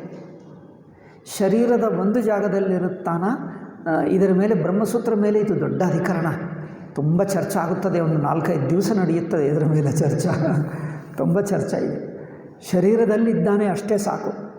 ಏಕೆಂದರೆ ಶರೀರ, ಮನುಷ್ಯ ಹೌದು, ಜೀವ ಇಟ್ಕೊಳ್ಳೋಣ. ಜೀವ ಶರೀರದಲ್ಲಿದ್ದಾನಲ್ಲ, ಶರೀರದಲ್ಲಿ ಎಲ್ಲಿದ್ದಾನೆ? ಆಧುನಿಕ ಸೈಂಟಿಸ್ಟ್ಗಳು ತುಂಬ ರಿಸರ್ಚ್ ಮಾಡ್ತಾರಲ್ಲ. ಒಬ್ಬ ಸೈಂಟಿಸ್ಟ್ಗೆ ಹೋಗಿ ಕೇಳೋಣ, ನಾನು ಶರೀರದಲ್ಲಿ ಎಲ್ಲಿದ್ದೇನೆ ಕೇಳು. ಆತ್ಮ ಎಲ್ಲಿದೆ ಎಂದು ಕೇಳಬೇಕು. ಡಾಕ್ಟರ್ಗೆ ಹೋಗಿ ಸೈಂಟಿಸ್ಟ್ಗೆ ಆತ್ಮ ಶರೀರದಲ್ಲಿ ಎಲ್ಲಿದೆ ಈ ಪ್ರಶ್ನೆ ಕೇಳಿದ್ದರೆ ಅವರು ಅಪ್ಪಲ್ಲ, ಆತ್ಮ ಇಲ್ಲ ಏನಿಲ್ಲ ಹೋಗೋ, ಅದೆಲ್ಲ ಅಂಧವಿಶ್ವಾಸ ಹೇಳ್ತಾರೆ ಸೈಂಟಿಸ್ಟ್ಗಳು. ಪ್ರಶ್ನೆ ಹಾಗೆ ಹೇಳಬೇಡಿ. ಈ ದೇಹದಲ್ಲಿ ನಾನು ಎಲ್ಲಿದ್ದೇನೆ ಇಷ್ಟೇ ಕೇಳು. ಆತ್ಮ ಎಂದು ಕೇಳಬೇಡ. ಆತ್ಮ ಎಂದು ಕೇಳಿದರೆ ಅವರು ಅಪ್ಪಲ್ಲ. ನಾನು ಎಲ್ಲಿದ್ದೇನೆ ಹೇಳು. ಎಲ್ಲಿದ್ದೀಯ ಹೇಳು. ತಲೆಯಲ್ಲಿದ್ದೀಯಾ? ಬ್ರೈನ್ನಲ್ಲಿದ್ದಾನ? ಹಾರ್ಟ್ನಲ್ಲಿದ್ದಾನ ಮನುಷ್ಯ? ಇಲ್ಲಿ ವಕ್ಷಸ್ಥಲದಲ್ಲಿದ್ದಾನ? ಹೊಟ್ಟೆಯಲ್ಲಿದ್ದಾನ? ಎಲ್ಲಿದ್ದಾನೆ? ಎಲ್ಲಿದ್ದಾನೆ ಹೇಳೋಕ್ಕಾಗಲ್ಲ. ದೇಹದಲ್ಲಿದ್ದಾನೆ, ಕೆಲವರು ಈ ಮೆದುಳಿನಲ್ಲಿದ್ದಾನೆ, ಮೆದುಳಿನಲ್ಲಿರ್ತಾನೆ. ಸಾಮಾನ್ಯವಾಗಿ ಜನರಿಗೆ ಭಯ ಎನ್ನುವುದು ಇಲ್ಲಿ ಆಗುತ್ತದೆ, ಪ್ರೀತಿ ಎನ್ನುವುದು ಈ ವಕ್ಷಸ್ಥಲದಲ್ಲಿ ಅನಿಸುತ್ತದೆ ಅಲ್ಲವೇ? ಪ್ರೀತಿ ಭಯ ಏನಾದರೂ ಆಗಿಬಿಟ್ಟರೆ ಈ ವಕ್ಷಸ್ಥಲದಲ್ಲೇ ಏನೋ ಅನಿಸುತ್ತದೆ. ಅದರಿಂದ ನಾನು ವಕ್ಷಸ್ಥಲದಲ್ಲಿದ್ದೇನೆ ಅಂದ್ಕೊಳ್ತಾರೆ. ವಕ್ಷಸ್ಥಲದಲ್ಲಿ ಫೀಲಿಂಗ್, ಒಳಗೆ ನೋಡಿದ್ದರೆ ಅಲ್ಲಿ ಫೀಲಿಂಗ್ ಏನಿಲ್ಲ. ಫೀಲಿಂಗ್ ಬ್ರೇನ್ ಭಾಗ ಇಲ್ಲೇ ಹೆಚ್ಚಿರುತ್ತದೆ, ಇಲ್ಲೇನಿಲ್ಲ. ವಿಚಿತ್ರ ನೋಡಿ, ನಾವು ಎಲ್ಲಿದ್ದೀವೋ ಗೊತ್ತೇ ಆಗಲ್ಲ. ಕಾಲ್ನಲ್ಲಿದ್ದೀವ, ಹಾಂ ಕಾಲ್ನಲ್ಲಿದ್ದೇನೆ, ಬಟ್ ನಾನು ಕಾಲ್ನಲ್ಲಿದ್ದೇನೆ ಅಂತ ಯಾರಿಗಾದರೂ ಅನಿಸುತ್ತದೆ? ನಾನು ಎಂಬುದು ಎಲ್ಲಿದೆ ಶರೀರದಲ್ಲಿ? ಇದು ದೊಡ್ಡ ರಿಸರ್ಚ್ ಮಾಡಿ, ನೀವೇ ಮಾಡಿ, ನಿಮಗೆ ಬಿಡ್ತೀನಿ. ಎಲ್ಲಿದ್ದೇನೆ ಎಲ್ಲಿಂದು ಹೇಳೋಕ್ಕಾಗಲ್ಲ. ಏಕೆಂದರೆ ಎಲ್ಲ ಕಡೆ ಇದ್ದೇನೆ, ಬಟ್ ಎಲ್ಲೋ ಒಂದು ಕಡೆ ಎಂದು ಹೇಳೋಕ್ಕಾಗಲ್ಲ. ಅದರಿಂದ ಒಂದು ಮಾತ್ರ ಹೇಳಬಹುದು, ಈ ಶರೀರ ಬಿಟ್ಟು ಇನ್ನೊಂದು ಜನ್ಮ ಪಡ್ಕೊಂಡರೆ, ಒಂದು ಸೊಳ್ಳೆ ಜನ್ಮ ಪಡ್ಕೊಂಡರೆ ಏನಾಗುತ್ತಾನೆ ಆತ್ಮ? ಆತ್ಮ ಪರಿಮಾಣ ಎಷ್ಟು? ಆತ್ಮ ಪರಿಮಾಣ ಎಷ್ಟು? ಮನುಷ್ಯ ಅಷ್ಟು ಇದ್ದರೆ ಒಂದು ಸಲ ಅವನು ಆನೆ ಜನ್ಮ ಪಡ್ಕೊಳ್ತಾನೆ, ಎಷ್ಟು ದಪ್ಪದಾಗ್ತಾನೆ. ಆನೆ ಜನ್ಮ ಪಡ್ಕೊಂಡ್ರೆ ದಪ್ಪದಾಗ್ತಾನೆ. ಮತ್ತು ಸೊಳ್ಳೆ ಜನ್ಮ ಪಡ್ಕೊಂಡ್ರೆ ಆ ಆನೆಯ ಆತ್ಮ ಸೊಳ್ಳೆಯಲ್ಲಿ ಹೇಗಿರುತ್ತದೆ ಅಲ್ಲವೇ? ಸೊಳ್ಳೆ ಜನ್ಮ ನಂತರ ಆನೆ ಜನ್ಮ ಪಡ್ಕೊಂಡರೆ ಸೊಳ್ಳೆ ಅಷ್ಟು ಸಣ್ಣದ ಆತ್ಮ ಇರುತ್ತದಲ್ಲ, ಆನೆಯಲ್ಲಿ ಎಲ್ಲಿರಬೇಕು? ಎಲ್ಲೋ ಮೂಲೆಗೆ ಇಷ್ಟೇ ಸೊಳ್ಳೆ. ಆನೆಯಲ್ಲಿ ಸೊಳ್ಳೆ ಇಷ್ಟಿದ್ದರೆ ಆ ಸೊಳ್ಳೆ ಒಳಗೆ ಆತ್ಮ ಇನ್ನೇನಿಷ್ಟಿರುತ್ತೆ? ಒಂದು ಸಣ್ಣ ಧೂಳಿಕಣ, ಸಣ್ಣ ಧೂಳಿಕಣ ಅಷ್ಟು ಆನೆಯಲ್ಲಿ ಎಲ್ಲಿರುತ್ತದೆ? ಎಲ್ಲೋ ಒಂದು ಕಡೆ ಇದ್ದರೆ ಕೈಕಾಲು ಅಲುಗಾಡಿಸೋಕ್ಕಾಗ್ತದೆ. ಅದರಿಂದ ಎಲ್ಲಿದ್ದಾನೆ? ಕೆಲವರು ಜೀವನು ಅಣುವೆ ಎಂದು ಹೇಳಿದ್ದಾರೆ ಕೆಲವರು. ಆದರೆ ಶಂಕರ ಸಿದ್ಧಾಂತದಲ್ಲಿ ಜೀವನು ಅಣು ಎಂದು ಹೇಳೋಕ್ಕಾಗಲ್ಲ, ಅನಂತನೂ ಹೇಳೋಕ್ಕಾಗಲ್ಲ. ಜೀವನು ಅನಂತವಲ್ಲ ಎಂದು ನಮ್ಮೆಲ್ಲರ ಅನುಭವವೇ. ಅಣು ಅಂದರೆ ಅಲ್ಪ ಎಂದು ಹೇಳಬಹುದೇ ಹೊರತು, ಅಲ್ಪನೂ ಎಂದು ಹೇಳಬಹುದೇ ಹೊರತು ಅಣು ಎಂದು ಹೇಳೋಕ್ಕಾಗಲ್ಲ. ಅಣು ಆಗಿದ್ದರೆ ಏನಾಗುತ್ತದೆ? ಒಂದು ದೇಹದಿಂದ ಇನ್ನೊಂದು ಜನ್ಮ ಪಡ್ಕೊಂಡ್ರೆ ಏನಾಗಬೇಕು? ಎಕ್ಸ್ಪ್ಯಾಂಡ್ ಆಗ್ತಾನೆ ಏನು? ಆನೆ ಆಗಿದ್ದರೆ ಊದುತ್ತಾನೆ, ಸೊಳ್ಳೆ ಆದರೆ ಏನು ಸಣ್ಣದಾಗಿ ಕಂಪ್ರೆಸ್ ಆಗಿಬಿಡ್ತಾನೆ, ಆಗಿರ್ತದೆ, ಅಂಥದ್ದೇನಿಲ್ಲ. ಅದರಿಂದ ಮಧ್ಯಮವಾಗಿರುತ್ತಾನೆ ಎಂದು ಶಂಕರಾಚಾರ್ಯರು ತೀರ್ಮಾನ ಮಾಡಿದ್ದಾರೆ. ಮಧ್ಯಮ ಅಂದರೆ ಏನಂದರೆ ಜೀವನಿಗೆ ಸೈಜ್ ಹೇಳುವುದಲ್ಲ, ಜೀವನ ಪರಿಮಾಣ ಹೇಳುವುದಲ್ಲ. ಅನಾವಶ್ಯಕ. ಪರಿಮಾಣ ಸಣ್ಣದು ದೊಡ್ಡದು ಹೇಳೋಕ್ಕಾಗಲ್ಲ, ಇದೆಲ್ಲ ಕಲ್ಪನಾ, ಊಹಿಸ್ಕೊಳ್ಳೋಕ್ಕಾಗಲ್ಲ. ಜೀವನಿಗೆ ಯಾವ ಸೈಜ್ ಇದೆ ಎನ್ನುವುದು ಊಹಿಸ್ಕೊಳ್ಳೋಕ್ಕಾಗಲ್ಲ. ನಿಜವಾಗಿ ನೋಡಿದರೆ ಜೀವನೇ ಇಲ್ಲ, ಅದಕ್ಕೆ ಸೈಜ್ ಏನು?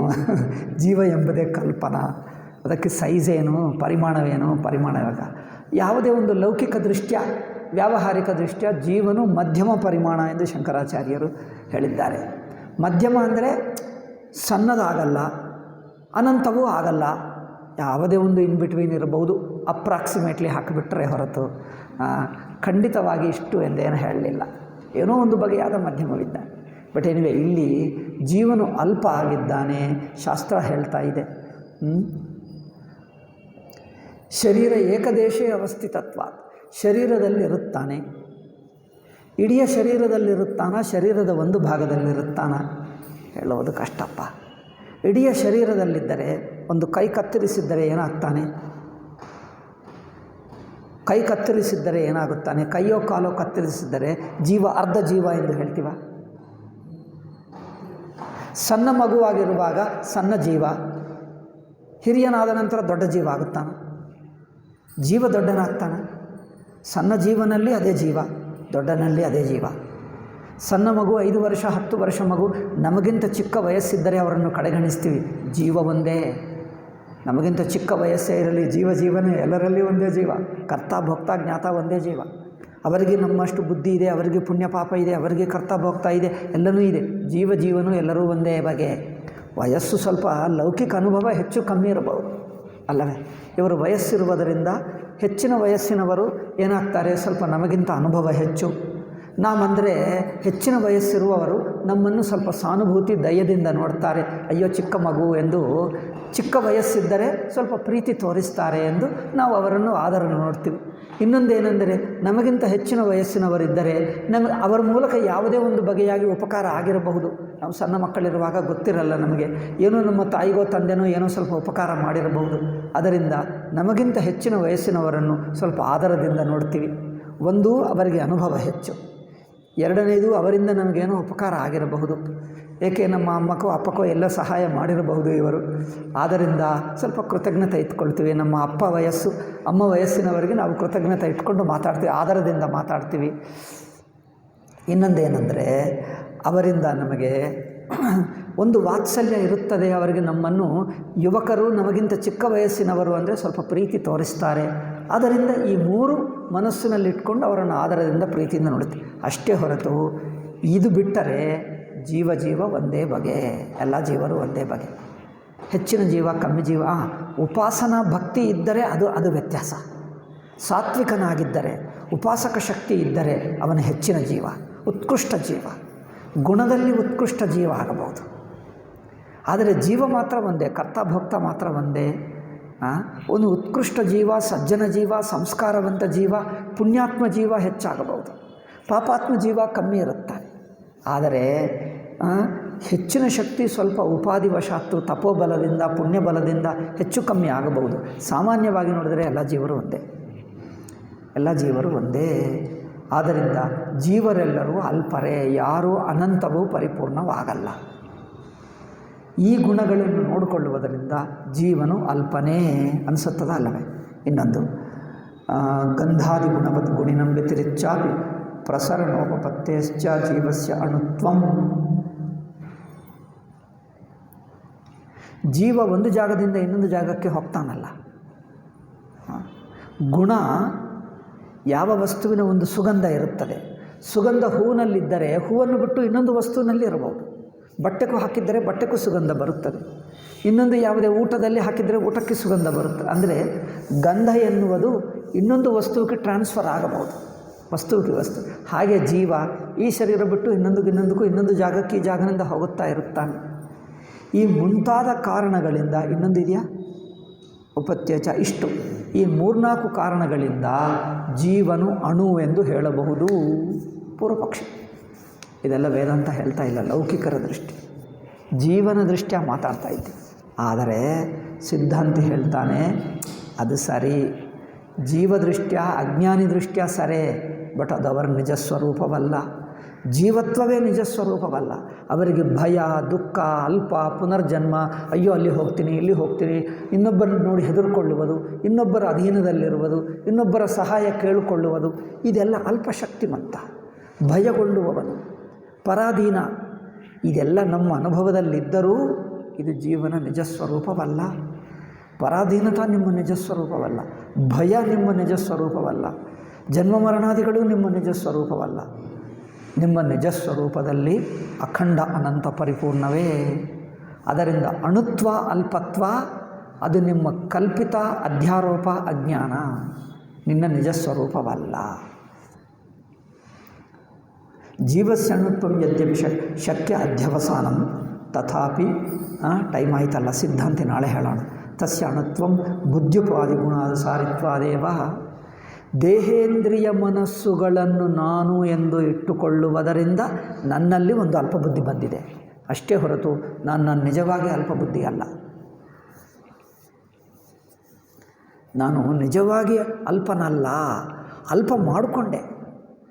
ಅಂದರೆ ಒಂದಾನೊಂದು ಕಂಡೀಷನ್ಡ್ ಸ್ಥಿತಿಯಲ್ಲಿ ನಾನು ಅಲ್ಪ ಅನಿಸುತ್ತಾ ಇದೆ. ಆ ಕಂಡೀಷನ್ ಬಿಡು ನಿಮ್ಮ ಅಲ್ಪತ್ವ ಹೋಗ್ತದೆ, ಕಂಡೀಷನ್ ಬಿಟ್ಟರೆ ಅಲ್ಪತ್ವ ಹೋಗ್ತದೆ. ಆ ಕಂಡೀಷನ್ನಲ್ಲಿದ್ದಾನೆ. ಒಂದು ಅಲ್ಪ ಕಂಡೀಷನ್ ಏನು, ದೇಹ ಇಂದ್ರಿಯ ಮನಸ್ಸುಗಳು ಹಿಡ್ಕೊಂಡು. ಏಕೆ ಹಿಡ್ಕೊಂಡಿದ್ದೀವಿ ಅಂದರೆ ಅದಿಲ್ಲದಿದ್ದರೆ ನಾನು ಇರೋಕ್ಕಾಗಲ್ಲ, ನನಗೆ ದೇಹೇಂದ್ರಿಯಗಳು ಬೇಕು. ಏಕೆ ಬೇಕು ಅಂದರೆ ದೇಹದಿಂದಲೇ ನನಗೆ ಇಂದ್ರಿಯಗಳಿರುತ್ತವೆ, ಇಂದ್ರಿಯಗಳಿಂದಲೇ ನಾನು ಕಣ್ಣಿನಿಂದ ನೋಡಬಹುದು, ಕಿವಿಯಿಂದ ಕೇಳಬಹುದು, ನಾಲಿಕನಿಂದ ರುಚಿ ನೋಡಬಹುದು, ನಮ್ಮ ಅನುಭವಗಳೆಲ್ಲ ಕೆಲಸಗಳು ಮಾಡಿಕೊಳ್ಳಬಹುದು, ಅನುಭವಗಳು ಅನುಭವಿಸಬಹುದು ದೇಹ ಮೂಲಕವೇ, ಇಂದ್ರಿಯ ಮೂಲಕವೇ. ಇವಿಲ್ಲದಿದ್ದರೆ ಹೇಗೆ ಆಗಲ್ಲ. ಆದ್ದರಿಂದ ನಾನು ನನ್ನ ವ್ಯವಹಾರ ನಡೆಸಿಕೊಳ್ಳುವುದಕ್ಕೆ, ನನ್ನ ಕೆಲಸಗಳು ಮಾಡಿಕೊಳ್ಳುವುದಕ್ಕೆ, ಸುಖ ದುಃಖಗಳು ಅನುಭವಿಸುವುದಕ್ಕೆ ನನಗೆ ಈ ಕಂಡೀಷನ್ ಸ್ಥಿತಿ ಬೇಕು. ಅದರಿಂದ ನಾನು ಮಾಡಿಕೊಳ್ತೇನೆ ಅಲ್ಲವೇ?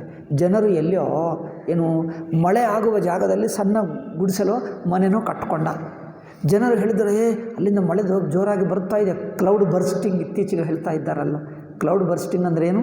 ಮೋಡ ಬೀಳುವುದ ಏನು ಹೇಳ್ತಾರೋ, ಜಲ ಮೇಧಸ್ಫೋಟ ಅಂತೆ. ಅದು ಚೆನ್ನಾಗಿದೆ, ಮೇಧಸ್ಫೋಟ ಕರೆಕ್ಟೇ. ಮೇಘಸ್ಫೋಟ, ಮೇಘ ಅಲ್ಲ ಮೇಘ, ಸ್ಫೋಟ ಅಂದರೆ ಅದು ಮುರಿದು ಹೋಗಿ ಬೀಳುತ್ತದೆ ಬಾಂಬು ಹಾಗೆ ಬಂದರೆ ಅವರು ಹೇಳ್ತಾ ಇದ್ದಾರೆ, ಅಲ್ಲಿ ಮಳೆ ಆಗ್ತಾ ಇದೆ, ನೀವು ಮನೆ ಬಿಟ್ಟು ಹೋಗೋದ್ರೆ, ಅಯ್ಯೋ ನನ್ನ ಮನೆ ಹೇಗೆ ಬಿಟ್ಟು, ನನಗೆ ಒಂದೇ ಮನೆ ಇದ್ದರೆ ನಾನು ಹೇಗೆ ಬದುಕೋದು, ಅಯ್ಯೋ ಬೇಡ ಹೋಗಪ್ಪ, ಸತ್ತು ಹೋಗ್ತೀಯಾ ಏನು ಬೈದು ಬಿಟ್ಟರು ಅವ್ರು ಹೋಗಲ್ಲ. ಏಕೆ? ಮನೆ ಕಟ್ಟಿಕೊಳ್ಳುವುದರಿಂದ, ಮನೆಯನ್ನು ಹಿಡ್ಕೊಳ್ಳುವುದರಿಂದ ಆ ನೀರು ಬರ್ತಾ ಇದ್ದರೆ ಅವ್ರು ಹೋಗೋಕ್ಕಾಗಲ್ಲ. ಹಾಗೆ ನಮಗೆ ಈ ಶರೀರ ಇದ್ದಿದ್ರೆ ನಾವು ಬದುಕೋಕ್ಕಾಗಲ್ಲ, ಅದನ್ನು ನಾವು ಶರೀರ ಹಿಡ್ಕೊಳ್ತೀವಿ. ಏನಪ್ಪ ಈ ಶರೀರ ಹೋಗುತ್ತದೆ, ಪ್ರಾಣ ಹೋಗುತ್ತದೆ, ಇದು ನಾಶವಾಗ್ತದೆ ಅಂದರೆ, ಅಯ್ಯೋ ಬೇಡ ಹಾಗೆ ಮಾಡಬೇಡಿ ಅಂದರೆ ನಮ್ಮ ಕೈಯಲ್ಲಿಲ್ಲಪ್ಪ, ದೇಹ ಹೋಗೇ ಬಿಡ್ತದೆ. ಅಲ್ಲಲ್ಲ, ನಾನು ಇಲ್ಲೇ ಇರ್ತೀನಿ. ಮೇಘಸ್ಫೋಟ ಆಗಿದ್ದರೂ ಈ ಶರೀರ ಬಿಡಲ್ಲ. ಮೇಘಸ್ಫೋಟ ಅಂದ್ರೇನು? ಮೃತ್ಯುವೇ ಮೇಘಸ್ಫೋಟ. ಪ್ರಕೃತಿ ಪ್ರವಾಹ, ಪ್ರಕೃತಿ ತನ್ನ ಪ್ರವಾಹದಲ್ಲಿ ಮರಣಗಳನ್ನು ಇಟ್ಕೊಂಡು ಬರ್ತದೆ. ಮರಣಗಳು ಸ್ಟಾಕ್ ಇರುತ್ತದೆ. ಯಾರು? ಪ್ರಕೃತಿಗೆ ಸ್ಟಾಕ್ ಬೇಕೋ ಆದಷ್ಟು ಇಟ್ಕೊಳ್ತದೆ. ದೊಡ್ಡ ಸ್ಟಾಕು, ಟನ್ನುಗಳ ಲೋಡು ಇಟ್ಕೊಂಡು ಬರ್ತದೆ. ಬಂದಿರುವವರಿಗೆ ಒಬ್ಬೊಬ್ಬರಿಗೆ ಮರಣವನ್ನು ಡಿಸ್ಟ್ರಿಬ್ಯೂಟ್ ಮಾಡ್ತದೆ, ಹೋಗ್ತದೆ. ಎಲ್ಲರಿಗೆ ಹಂಚಿ ಹೋಗ್ತದೆ. ಅಲ್ಲ, ಎಲ್ಲರನ್ನು ಹಂಚಿ ಹೋಗಿಬಿಡ್ತಾ ನಿಮ್ಮನ್ನು ಜೊತೆಗೆ ತಗೊಂಡು ಹೋಗ್ತದೆ. ಅಂದರೆ ಪ್ರಕೃತಿ ಪ್ರವಾಹದಲ್ಲಿ ಪ್ರಕೃತಿ ಶಕ್ತಿಗೆ ಅದು ಇದೆ, ಅದಕ್ಕೆ ಒಳಗಾಗಿ ನಾವು ಬಿಡುತ್ತೀವಿ. ಇದರಿಂದ ಅಂದರೆ ನಾವು ಒಂದು ಕಂಡೀಷನಲ್ ಸ್ಥಿತಿ ಇರುವುದರಿಂದಲೇ ಜೀವನಿಗೆ ಅಲ್ಪತ್ವ ಅನಿಸುತ್ತಾ ಇದೆ. ಆ ಕಂಡೀಷನ್ ಬಿಡು, ನೀವು ಅಲ್ಪತ್ವವಲ್ಲ, ನೀವು ಇನ್ಫಿನಿಟ್, ನೀವು ಅನಂತವಾಗಿದ್ದೇವೆ. ಇದು ಹೇಳಬೇಕು, ನಾಳೆ ಹೇಳೋಣ. ಬುದ್ಧ್ಯುಪಾದಿ ಗುಣಾನುಸಾರಿತ್ವಾದೇವೈತಿ ಬುದ್ಧ್ಯುಪಾದಿ ಸಂಬಂಧಶ್ಚ ಅನಾದ್ಯ ವಿದ್ಯಾವಶಾದ ಇತ್ಯೇವತು ಯುಕ್ತಂ ವಿನಿಶ್ಚೇತುಂ. ಸೊ ಬ್ರಹ್ಮಸ್ವರೂಪವು ನಿಜವಾಗಿ ಬುದ್ಧಿ ಉಪಾಧಿ, ದೇಹೇಂದ್ರಿಯ ಮನಸ್ಸುಗಳ ಉಪಾಧಿ ಬಿಟ್ಟರೆ ತಾನು ಬ್ರಹ್ಮಸ್ವರೂಪವೇ. ತಾನು ಇವುಗಳನ್ನು ಹಿಡ್ಕೊಳ್ಳುವುದರಿಂದ ತಾನು ಅಲ್ಪ ಎಂದು ಅನಿಸುತ್ತದೆ, ತನಗೂ ಅನಿಸುತ್ತದೆ, ಇನ್ನೊಬ್ಬರಿಗೆ ಹೇಳ್ಕೊಡ್ತಾನೆ, ತಾನು ಹಾಗೆ ಜೀವಿಸುತ್ತಾನೆ. ನೋಡಿ, ತಾನು ಅಂದ್ಕೊಳ್ಳುವುದು, ಹಾಗೇ ಜೀವಿಸುವುದು, ಅದರಲ್ಲೇ ಇರುವುದು, ಆ ಭಾವದಲ್ಲೇ ಇದ್ದುಬಿಟ್ಟು ನಾನು ಅಲ್ಪ ಕರ್ತ ಭೋಕ್ತ ಸುಖ ದುಃಖ ಇವುಗಳಿಗೆ ಒಂದು ಕಂಡೀಷನ್ಡ್ ಸ್ಟೇಟ್ ಅಷ್ಟೇ. ಅದಂತ ಬ್ರೈನ್ ವಾಶ್ ಆಗುತ್ತದೆ. ನೋಡಿ, ಬ್ರೈನ್ ವಾಶ್ ಎಂದು ಹೇಳ್ತಾರೆ. ನೋಡಿ, ಒಂದು ಯೋಚನಕ್ಕೆ ಕಟ್ಟು ಬಿದ್ದು ಆ ಯೋಚನದಲ್ಲೇ ಇರುತ್ತಾನೆ, ಬಿಡುವುದೇ ಇಲ್ಲ. ಬಿಟ್ಟು ಬಾಪ ಅಂದರೆ ಅಮ್ಮಮ್ಮ ಬಿಡಲ್ಲ, ಹಾಗೆ ಇರ್ತಾನೆ. ಬ್ರೈನ್ ವಾಶ್ ಆಗಿರುವವನಿಗೆ ಜೀವ ಬುದ್ಧಿ ಒಂದು ಬ್ರೈನ್ ವಾಶ್. ಜೀವ ಬುದ್ಧಿ ಅಂದರೆ ಬ್ರೈನ್ ವಾಶ್ ಸ್ಥಿತಿಯಲ್ಲೇ ಇದ್ದೀವಿ. ಎಲ್ಲರೂ ಹೀಗೆ ಇರುವುದರಿಂದ ನನ್ನದು ತಪ್ಪಿಲ್ಲ ಅಂದ್ಕೊಂಡ. ಎಲ್ಲರೂ ಹಾಗಿದ್ದಾರೆ, ನಮ್ಮದು ತಪ್ಪೆ, ಅವರದು ತಪ್ಪೆ. ಜೀವ ಭಾವವೇ ತಪ್ಪು. ಅದೆಲ್ಲ ಬ್ರೈನ್ ವಾಶ್ಡ್ ಸ್ಥಿತಿ. ಅದರಿಂದ ಅದು ಬಿಡಿಸ್ಕೋ, ಅದನ್ನು ಬಿಟ್ಟು ನೋಡು, ಸ್ವಲ್ಪ ವ್ಯಾಪಕವಾಗಿ ನೋಡು. ಈ ಸಂಬಂಧಗಳು ನಿನಗೇನಿಲ್ಲ. ದೇಹ ಇಂದ್ರಿಯ ಮನಸ್ಸುಗಳ ಉಪಾಧಿ ಬಿಟ್ಟರೆ ಬಿಡುವುದು ಹೇಗೆ ಅಂದರೆ ನಿಮ್ಮ ಅನುಭವವನ್ನೇ ಗಮನಿಸು. ನೀವು ಈಗಲೇ ಉಪಾಧಿ ಬಿಟ್ಟೇ ಇದ್ದಿ. ದೇಹೇಂದ್ರಿಯಗಳು ನಿನಗೆ ಇಲ್ಲವೇ ಇಲ್ಲ, ಯಾರಿಗೂ ಇಲ್ಲ, ನಿನಗೂ ಇಲ್ಲ. ಏಕೆ? ಅದು ಗೊತ್ತಾಗಬೇಕು. ಅದು ವಿಚಾರ ನಾಳೆ ಮಾಡಿ. ಜೀವದ ಸ್ವರೂಪ ಅಣುವಲ್ಲ, ಅನಂತವು ಅಂದರೆ ಬ್ರಹ್ಮವೇ ಅಂತ ನಿಶ್ಚಯವಾಗ್ತದೆ. ಆ ನಿಶ್ಚಯವು ಮಾಡೋಣ ನಾಳೆ. ಓಂ ಶಾಂತಿ ಶಾಂತಿ ಶಾಂತಿ.